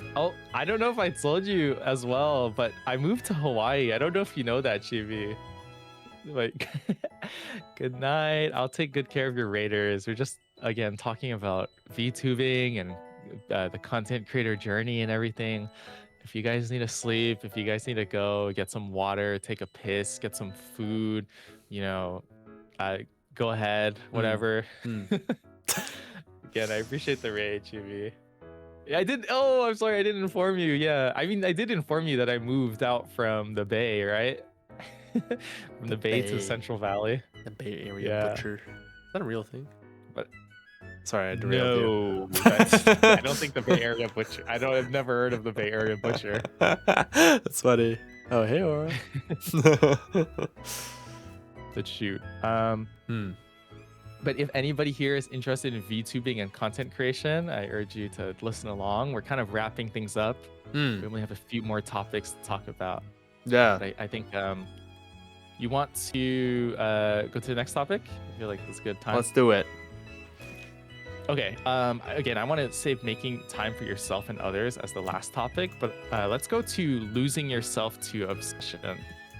I think this is a really good one and a really relevant one for a lot of people, especially depending on the way that you've grown up.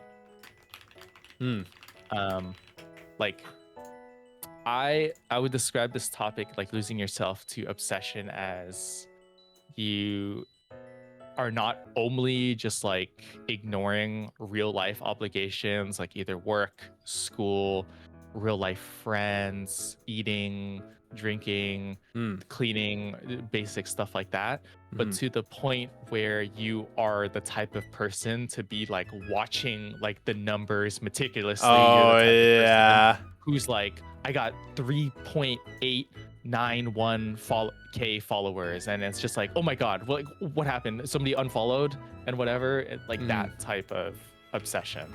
Yeah. Thank you, Daichil. I'll stay hydrated. I got really drunk earlier, but I'm sober now.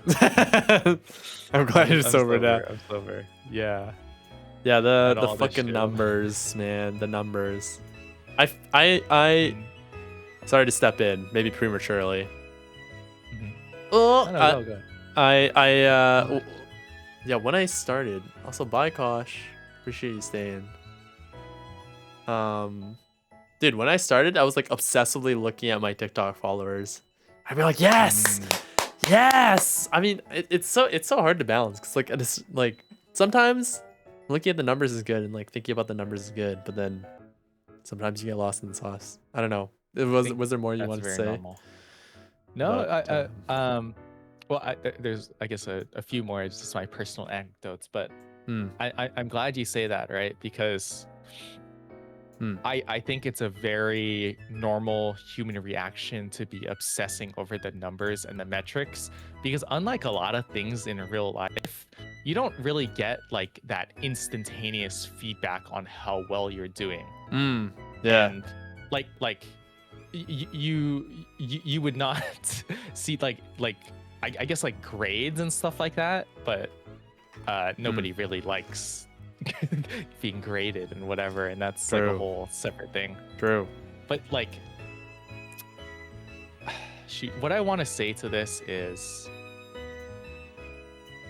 I think it's normal to be anxious and to focus a lot on the numbers and to constantly be like tracking them 24/7. But I think as you mature within the content creator space, you can't let yourself be consumed by that level of obsession anymore. I think I think it's unhealthy to be looking at the numbers like that. And shoot, maybe at a certain point you should develop like a thick enough skin where that stuff doesn't hurt or matter as much. And it kind of circles back to what we were saying about like trying to enjoy the process, like don't focus so much on the numbers, but like be happy and grateful for what you're like getting and the journey. I don't know, I always feel so weird saying that though. Can you get the balance? Dude, it's hard because it's advice that everybody knows, but it's just so hard to put into practice. Like I feel like Exactly. I feel like I never learned how to unvalue numbers until I valued numbers a lot. Until I valued numbers so much that I was like, I'm exhausted. And I want to jump off a bridge. And that's how I learned how to unvalue numbers. It's like it's hard to really know until it gets to a point. I don't know. Even though everybody tells you should not. Because like caring about numbers to a certain extent like is positive, which is like the difficult thing about this. Because it's like if you don't care about reach to a certain extent, it's like hard to get an audience. I don't know, dude. I don't know. But yeah. Hard. I agree. It's a dangerous type of game. I guess the other point that I wanted to talk about as well is since I was doing this, in college, I was VTubing to get away from a lot of other problems happening in my real life, and I was getting obsessed and losing myself to it. And maybe that's another way to read this topic. Losing yourself to obsession is like making sure to still focus on the more important real life stuff. To not dive yourself so fully in, get lost in sauce. Not even get lost in sauce, like not even as like a coping mechanism, but just like because you have so much fun that you ignore everything else in your life. True. I think I don't know. It's definitely something you have to be like cognizant about and like build up like multiple. I think I read something about like it's important to like build up multiple identities for yourself. So like you don't feel so fragile. Like your numbers aren't everything in your life. So it's like 50. If that number drops, you don't die. You're just like, oh, I'm only my numbers. Then you're like, you have other things in your life. You can be like, well, I'm this and that and that and whatever. And that's why I'm like, maybe I should get a fucking job. So I'm not. But I don't know. Yeah. Sacrificing, high school for VTubing, things like that. But time for me, and Turb to enjoy the season. Of course, thank you, Taro. Yeah. We'll be wrapping up soon. We just got one last topic that I really wanted to talk about, and this one is thanks for staying around. Most important to me. Yeah, thank you guys. Thank you everybody for staying around. If you're still here, as long as you are, I know it's really late and everything, and I on top of that, if you're already asleep, if you're lurking, I'll try not to be too loud and wake you up. I will also try. Okay, All right. this is the last specific topic that I wanted to talk about, which is making time for yourself and others. Okay. Yep. So I want to ask you, you know, when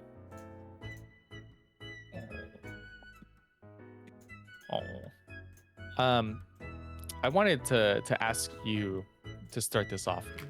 What do you make of this topic, this title? Making time for self and others. What do I make of it? Can you be a bit more specific? Can I reverse that on you? Yeah. Okay, so just making time for yourself and others, like within the content creator space and within VTubing. Maybe the easier way to put this is, how do you make time for yourself and for others? Oh, I feel like, dude. Oh God, I don't even know. This is such a fucking hard question. How do I make time for myself and others? I don't know. I guess I just. I think. I don't know. I'm trying to think here. Okay. Content creation and VTubing is fun and everything, and for some people it's rejuvenating and it gives them energy. But you do need to find time to make. You do need to find time to just do things that are outside of VTubing and content creation, like just like even playing a game or going for a walk or learning how to cook a recipe, like enriching things like that. Yeah, 100%. So with just like, let's start with just like yourself. I don't even know. I feel like I like struggle to find time for myself because I think I struggled to imagine what a fun time for myself would be like. I don't even know. I think I like struggle having fun, like as a self concept. I think right now my strategy is like ping ponging between being like, dude, I'm so exhausted. I'm like, I am giving way too much time to other people. I need to like dial back on that. And that's what I'm doing now. Honestly, I don't know. I just try to like listen to myself, I guess. I think that's the only way I'm doing it. It's like trying to listen and like really ask myself what I want and like what I need, I guess. I don't know. So that's kind of a shitty answer. No. I mean, it's, you're speaking from the heart. You know, I wrote these topics down so I know ahead of time what's gonna happen. But for you, you're just being exposed to this now, so you're just, you know, going off your dome. Okay, so we can ping pong back on this one, right? Yeah. And specifically talking about making time for yourself, what I had envisioned when I specifically wrote this topic is like sort of what you were saying about you're stretching yourself too thin. Yeah. And that's not even within VTubing or content creation, but within just also socializing within the space as well. Being there for others, editing videos, streaming, just kind of making time for yourself as doing things that give you back your energy.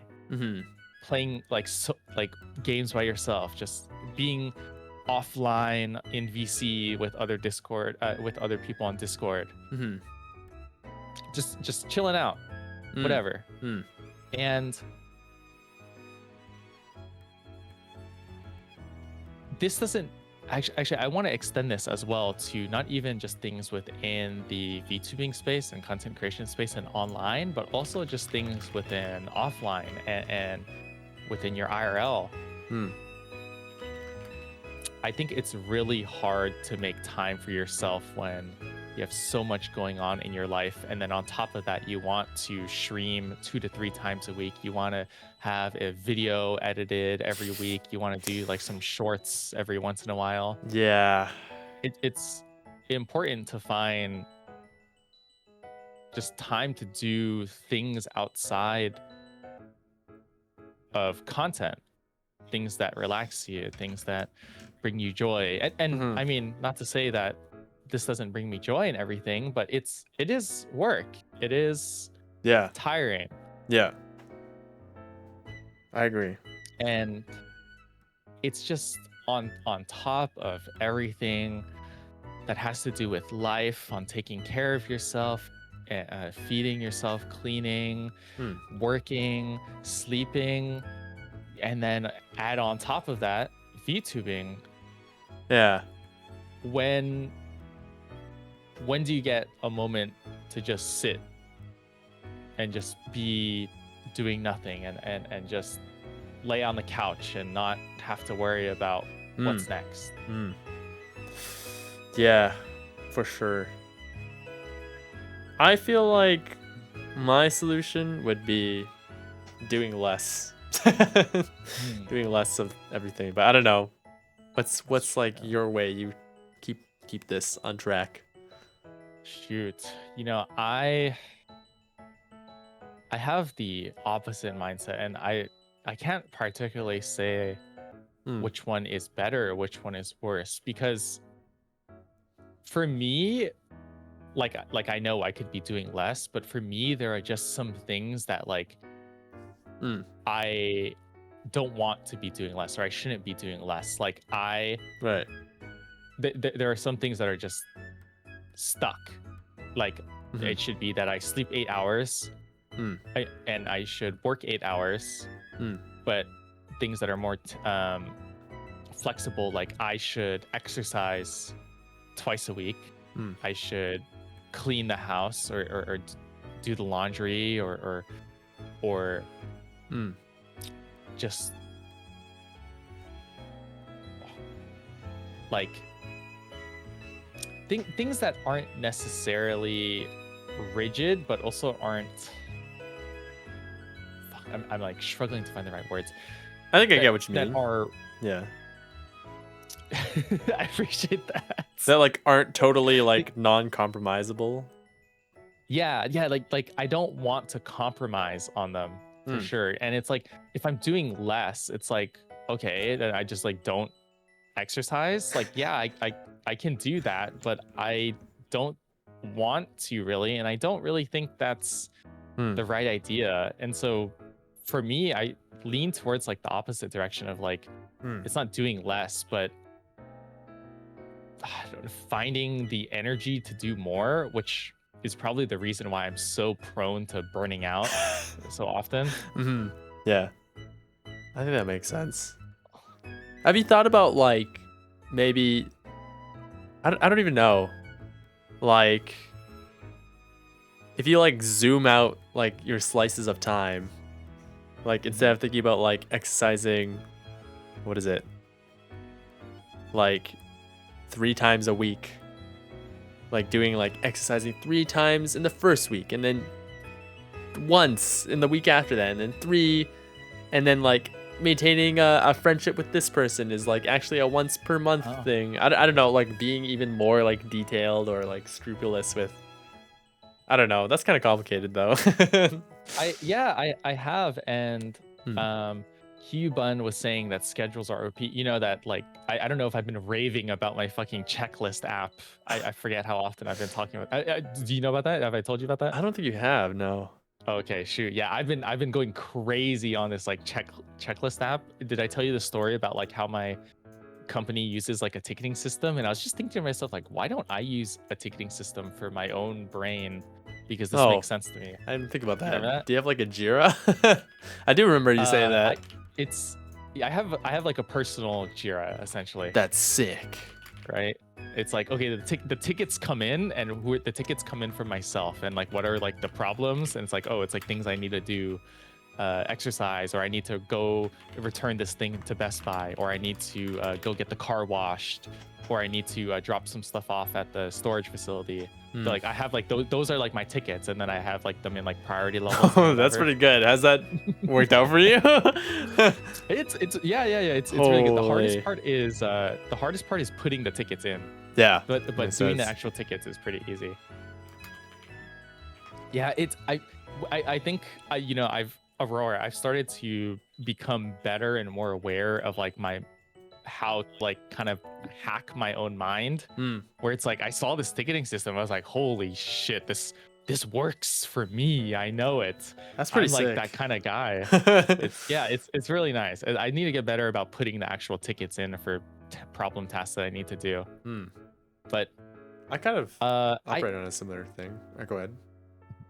I have kind of been that meticulous where I'm like, okay, I'm gonna exercise these 2 days, and I'm gonna this day I will find time to reach out to people, and this day I will talk to this person, and blah blah blah. And it has been working out. Yeah, I feel like you've been achieving what you want actually pretty successfully. For the most part, yeah. It's I'm starting to have a lot more free time now because of that. Yeah, it's pretty sick.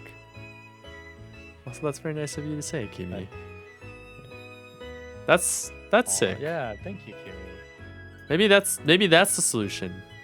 Just organize yourself, idiot. Okay, let me tell you this though, is that also like I would say that like my pros and my strength are like when things are scheduled and organized, I can maintain it and follow it pretty well. But here's my biggest weakness right now that I've been really struggling with things that are like unprepared, or things that just pop up and I wasn't ready for, or things that are just very spontaneous. Oh yeah, dude. They just throw the entire schedule out of order. Yeah, I used to have like timed things, like, oh, by 8 I do this, at 9 I do this. And I used to, like, in school I tried to do that, and I read people like, oh, it's just so easy, just do that. But then I'm like, dude, what if like fucking something random comes in, and then it's all fucked up. So I don't do that anymore. Exactly. Yeah. Things out of your control, yeah. I make like a to-do list like every day, like just randomly. Oh, really? Yeah, I just make like a bunch of check boxes, and I just try to check them all off. I don't even think about like, I just try to check them all off as fast as possible. Oh my god, wait. Have you heard of it's a self-help book, but I can just summarize it. It's called I think it's called Eat That Frog. Ah, I've fucking heard of Eating the Frog. Yeah, Eating the Frog. Okay, I don't do that. Eating the Frog, it's like a self-help book. And essentially it's just like doing things that you don't want to do when you have the most energy. So it's like you ever like have like a plate of food, and you have like, let's say you have like celery, and then you have like steak, and it's like, well, I don't really like the celery, but I really like the steak. So what I'm gonna do is I'm gonna eat the celery first because I don't like it, and then after I eat all the celery, then I get to eat the steak and just enjoy it. That's like what Eating the Frog is. Yeah. Oh, I do have a head fat emote, don't I? I inhale those frogs. Yeah, that's you saying that, like, you just make a checklist at the beginning of the day and just go boom, boom, boom. That's like eating the frog. The thing is, like, when I do my checklist, I don't always eat the frog in my checklist. Sometimes I leave the frog to last. Because, like, sometimes I find that doing, like, easy stuff builds up momentum. And then sometimes I'm just like, I'm just going to give up and just never do this frog. Banish frog. Easy. Oh, shoot. Yeah, I do need a routine. I love routine schedule, but yeah, I agree. To-do list in a fuck ass order, that's me as well. Because I'm very bad at doing stuff. Leave the frog for the next day, but then you have too many frogs. Yeah, but then I just pretend like they don't exist, and I'm just like, what if I just don't do that? No frog. But then sometimes it's unavoidable. I don't know. But the second part of this, which I think is really important, is and honestly, I've really been struggling with a lot, specifically, is making time not only for yourself but for others. That's And I really think, hard. yeah, I think this one is, at least for me, it's really, really difficult because I provision a lot of the task I have for the day for me to have like no distractions or no bumps in the road, and I just like I can hyper focus and hyper fixate on something.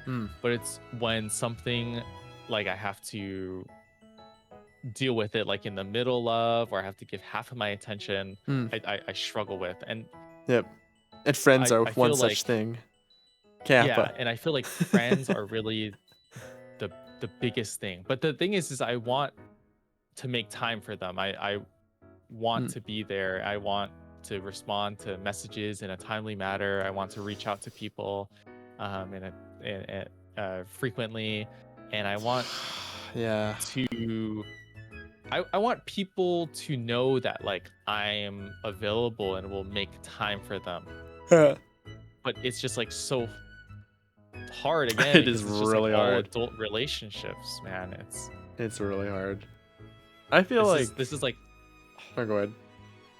this is like legitimately something that's like a really difficult, I've been struggling with for so long within my real life, that I have so many things that I want to achieve and hyperfixate, but my hyperfixations and me wanting to achieve those things like leaves other people like on the back burner, which isn't ideal, you know? Yeah, I feel like God, yeah, it's so hard. I think it's like at the end of the day, I think you got to take a hit somehow, even if it's like I don't even know. I feel like different things take different hits at different times. You know? Yeah. I feel like sometimes my IRL friend, Mr. Daniel, sometimes I'm hanging out with him a lot, and then sometimes he just gets neglected. and it's just I feel like it's phases. Sometimes like there's like a phase in your life where you like really need to like you can't really talk to people and you really need to lock in. And like people get neglected, and then there's a phase where you can kind of give a bit more attention to them. I feel like it's a never-ending juggle of plates. Like there's no easy system ever. It is. Like I want to give more attention to others, but I just constantly feel like you know when in airlines, like when the airplane is like when you know put on your own oxygen mask before you help put on another person's, right? Before helping others. That's I feel like that like all the time when I really shouldn't be. I feel like I constantly think to myself like, okay, I'm going to like hyper focus and fix all of these things and do this, and then after that's all done, and then I have time for other people, and I can take care of other people and do everything like that. But it's yeah, like I think you're right. I just need to sacrifice some things and just be more okay with like, okay, I'm not gonna finish this today. You know, getting bothered or I need to handle this in the middle of whatever I'm doing, and I can't hyperfixate on it. Yeah. Unfortunately. Good night, sorry. That's sorry. Thank you. I think I think sometimes you're gonna just have to take a hit in your personal life to maintain a relationship. But I think it should be like worth it, you know? It should be worth it to like give some time to that. At least if it's like a very, you know, worthy relationship or friendship or whatever. And I think it's important. Yeah. Cuz like I think it reminds me of like when people say like when people are like interviewing old people and they're like, "Man, I wish I worked less and I fucking spent more time with my friends and family." I feel like, I don't know. I don't really follow this principle very well all the time, but I tried That's to. so real. Maybe sometimes. Yeah. I was not following that principle really well. until I feel like I really met you guys and everything. I feel like I'm Hmm. slowly trying to live my life more uh, about not trying to hyper fixate and live at 100% efficiency, and like Mhm. trying to enjoy more living in the moment and making memories with people. Hmm. Because you're right, yeah, like those I mean you specifically, Turb, have been like really pivotal in that. I remember we had a really big talk, Mhm. um and I think it was even your personal YouTube video that I watched that really Oh. resonated with me Uh-huh. about just like content creation. And actually that's also a big reason of why I wanted to have this stream between the two of us, is that video as well, Hmm. and just kind of like your mindset. But yeah, it's like people look back and what they remember is not how hard they were working, but they remember like the moments in between when they were relaxing and hanging out with friends and took time to live a Hmm. little. Hmm. Hmm. Hmm. Hmm. And you said that a lot at the beginning when we first met and we first got to know each other. Is like Hmm. something you struggle with as well, Hmm. about living and being in the moment. And you Hmm. were talking about your college days, about how you wish you could just go back and Hmm. kind of just focus on making memories.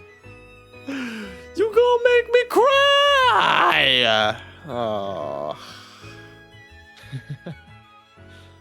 No, that's Hmm. I think something again, I was gonna save this for Wednesday and whatever, but I think Hmm. um it's been a really big struggle to be like a better person and improve myself and everything, but it's Hmm. uh nice that I have friends that I can look up to and that inspire me. um Hmm. and Hmm. I'm glad that I met you. Oh. Oh. Man. Oh. Okay, wait, let me give a bit of context before I say my piece. But yeah, I like made this YouTube video about like my struggles with like YouTube and content creation and how it made me feel. And I was in a very sad point in my life. So that's the video he's talking about. But Yeah. yeah, I don't know. I don't know. I mean, that makes me really happy to hear. Cause like, dude, if I'm being honest, like I feel like you, I'm not even sure. Like I think like I feel like the way you're talking about yourself, it sounds like you are like in this journey of like trying to, like connect more with people and and such and such. And dude, I feel like in my eyes, I feel like you're already killing it. Like I feel like you already embody that so much. Like I feel like, dude, when I think of like connection, like dude, I do think of you, like the collabs that you like set up and like the way that you bring people together. Like I feel like you like already live and breathe that. And I think, dude, I don't know. I feel like you're doing such a good job already, man. I feel like I don't know. I'm very proud of you. I feel like you're living an ethos that like I am not really living right now. And I feel like I wish I could be more like you sometimes, ironically, you know? Even though you said that like I inspired you in some sense. But yeah, I don't know. You inspire me. And I'm very glad I met you too. And I'm glad I could, like touch your life positively in some way, or like my experiences could be helpful in some way. yeah, I'm just, I don't know. I think I'm just filled with nothing but gratitude. I think you're so much more than you see yourself, I think. Yeah, that's very nice of you to say.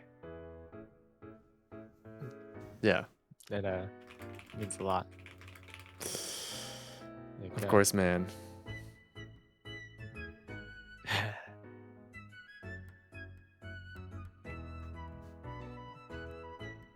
I know. Yeah, I'm very, very glad that I started VTubing all those years ago, and everything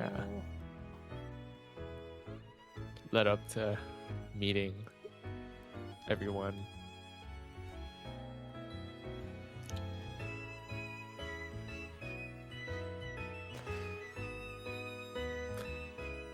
Oh. Yeah, I'm so glad. Yeah, I'm really so glad I met you, Noah. Truly, I think you've been like one of the most, instrumental people in my journey for sure. I think. Yeah. I don't know, man. I feel like it was such a blessing to meet you at the beginning of all this. It was fantastic. I think it's just luck, if I'm sure if it was the other way around, you would have helped me out. Dude, true, of course. Yeah, well, I'm still glad either way. I don't know, man. I think it hasn't even been that long since we met each other. Maybe like a couple months, not even a year. But I feel like Yeah, it's definitely not been a year. I haven't even been streaming as Noah the dog for a year. yeah, I feel like as the So it months can't be. progress, I feel like our friendship ages like a fine wine. I feel more grateful the more time passes by. I don't know. There's I don't know. There's just a lot of feelings and things that I want to say, but I just don't have the right words to articulate them as. But Hmm. I agree with you that it's been a very fast 6 months, and Hmm. it's been a lot happening in my life, and I'm very very grateful. These last 4 to 5 months and everything have kind of made up for a lot of other really bad things that happened in my life, and I'm very grateful, and that's why I'm trying.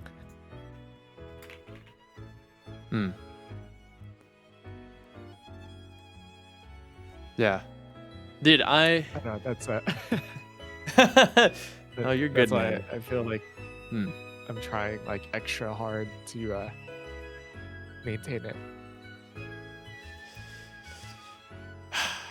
Yeah, I feel you. Honestly, like, your efforts have not gone unnoticed. I think, man, you're doing such an incredible job. Seriously. I think, man, I really appreciate all the effort you put in to, like, maintaining friendships and, like, our friendship. It's nice. It's nice to be recognized for that, Yeah, dude. It's Like so admirable. Seriously. I think you're doing a good job, and I think you're doing the best with everything that you can.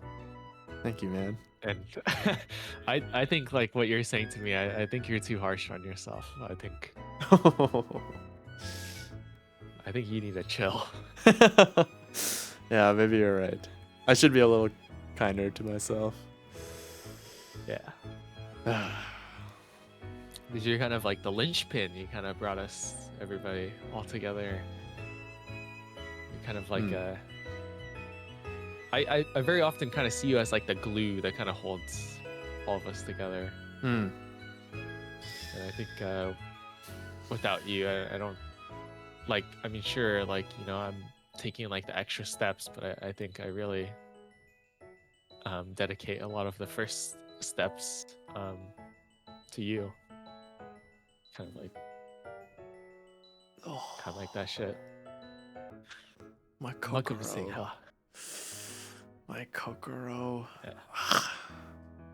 Thank you. I appreciate that. Yeah. I appreciate that. I really do appreciate that.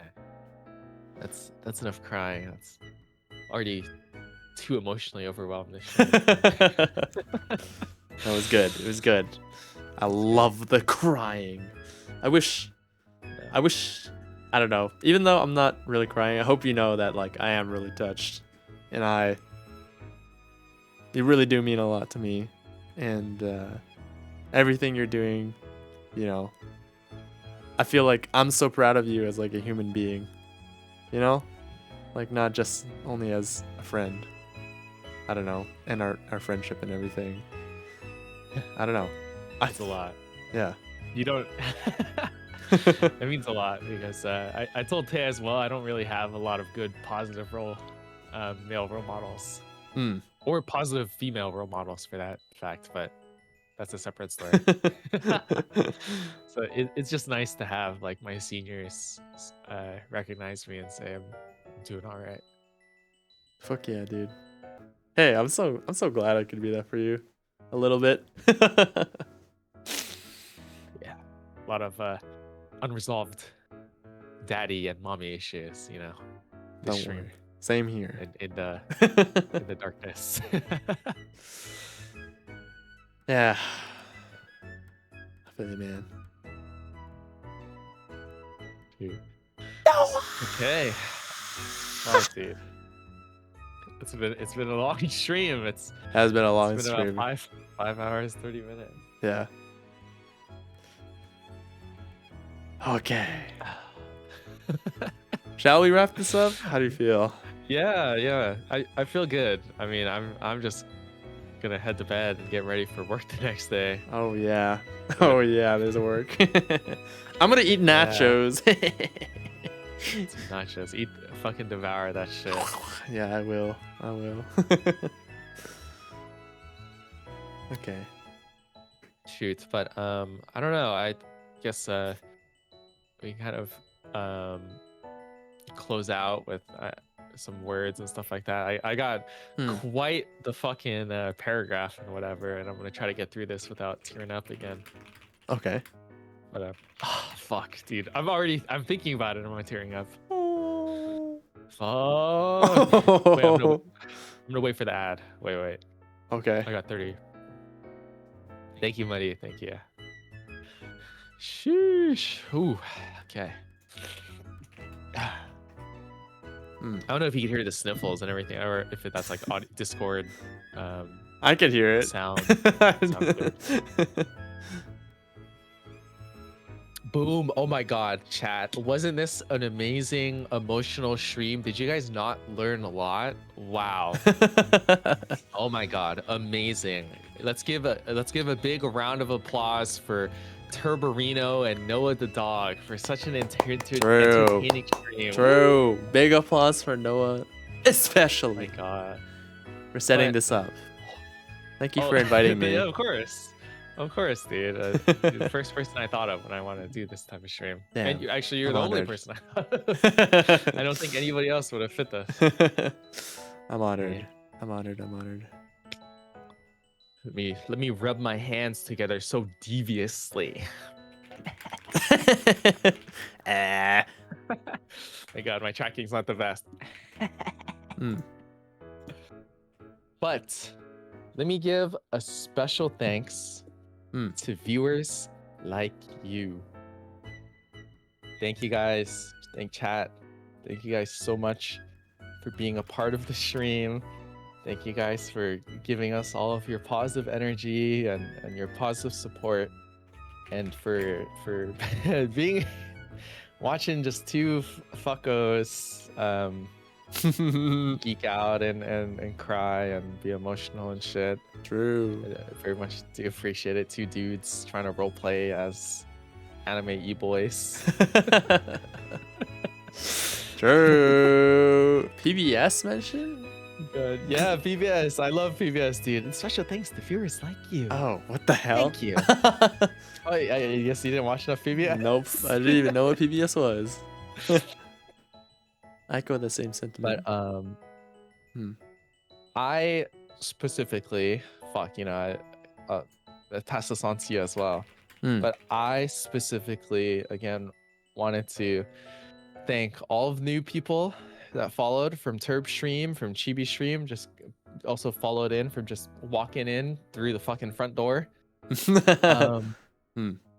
But I also specifically wanted to thank a lot of the people who have been supporting me since I've been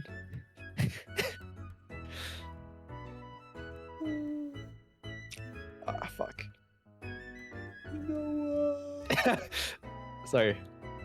You're good. I mean to cry man. on your stream as well. No, you're good, man. Cry all you want. I mean to specifically thank all of those that have been supporting me since I've been streaming, and I wanted to give special shout outs to Romeo, Mariana, Show You On Me, Crescent Bones was here earlier as well, Code Rebel Mist. Shit, I feel bad if I was to miss anybody. So I'm trying not to. But again, I want to say that I really wouldn't be enjoying fuck. Oh, this is so embarrassing. Okay. I really wouldn't be enjoying VTubing as much as I have, and I certainly wouldn't have been VTubing as long as I have. And without you guys, I certainly wouldn't have met a lot of really cool people. So I'm really thankful. And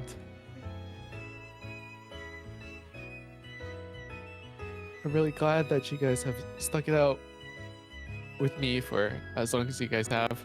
I know I'm very on and off, and I know that I could be better about keeping you guys in the loop about what's going on in my life and everything, and keeping a stream schedule and chatting with you guys and blah blah blah. Shitty streamer. Thank you for supporting such a Kuso streamer.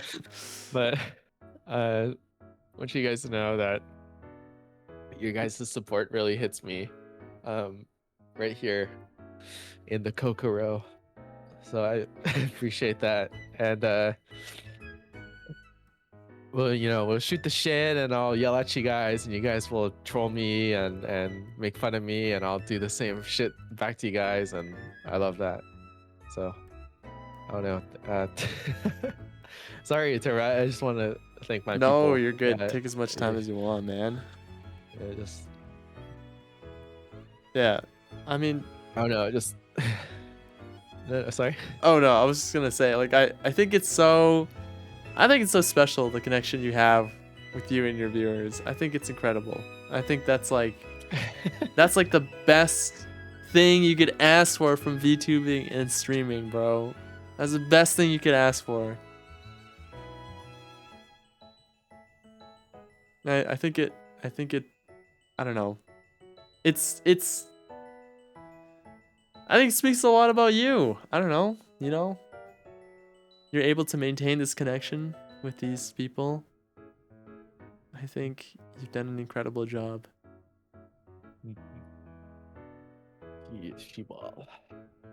Just the future is bright. I've met some really, really cool people. I'm finally starting to dig myself out of a very dark hole. And I couldn't have done it without the help of all of you guys and the help of all the people that I've met along the way. So That includes you, Turb. Yeah. Nah, I'm so happy for you, man. You got the shit. I really do see you taking a grip on things recently, and Double fisted. yeah.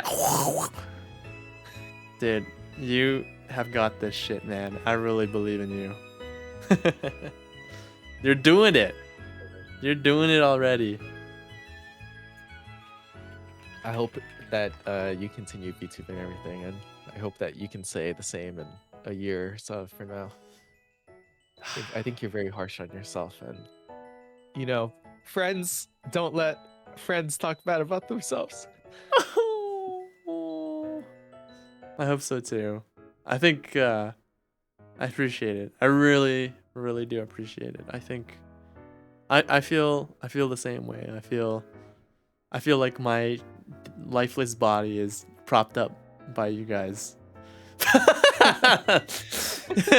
Y'all are propping up different parts of my arms and legs. I don't know, dude. I am really grateful, you know? Streams like this and like friends like you really make me see how grateful I am for VTubing.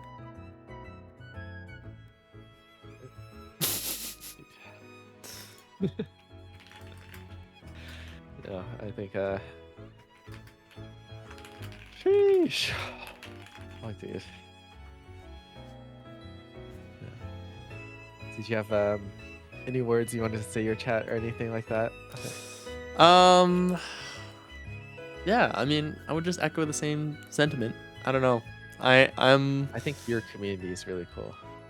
Thank you. Yeah, I love my community. I'm really grateful for them, and I definitely wouldn't be sticking around or doing whatever if it wasn't for them. I think they're like a really big reason why I keep doing what I do. Like when I hear about people like enjoying my stuff, when I hear about people like enjoy like listening to my stuff and find that they're happier because of it, I think that makes me really happy to feel that like I'm helping out other people and I like have some sort of like value or purpose.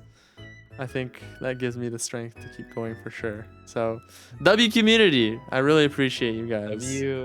I really, really do. Community. Yeah. I don't really say it too much, but I really do. Yeah, it's important to be. I'm trying to be more sensitive and more appreciative and grateful for the journey and the blessing. So That's true. I'm glad. Woo. Okay, my guy. Okay. You still gonna be streaming or are you done?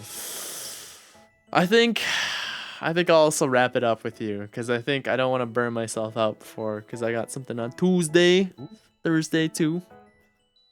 That's true. We talked about that. We talked about burnout. Yeah. That's important. Yes, sir. Step one. Thank you, Sauce. That's so freaking nice, man. And thank you, Momo. Sauce. Y'all changed my life. Yeah, Sauce is a special Sauce is bean a for special sure. one. Yeah. Yeah, Biggest bean. massive bean. Not as big as Oh. Monqueek's bean. The dog. The dog. Okay. dog is named Wow, okay. True. I like that. +2.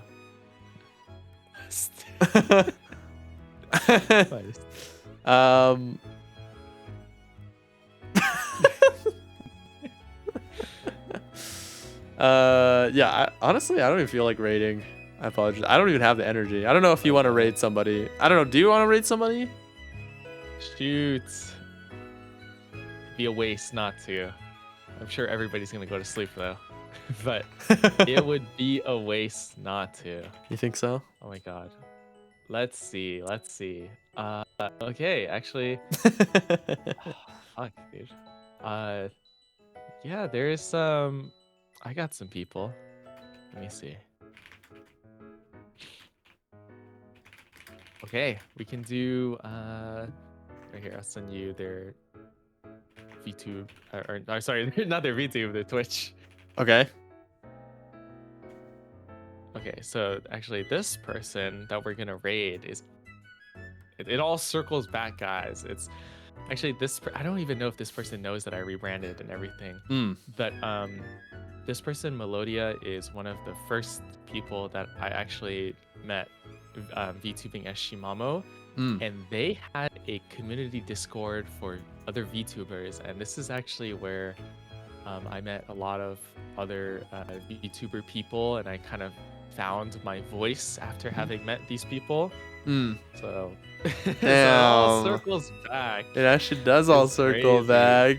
I really don't know if she knows that I rebranded because it's been so long since we last talked and last seen each other. Damn. So she was like at the very beginning for you? Yeah, I don't even know if she remembers Shimamo. It's been years. Oh my god. Well, let's give the love back, bro.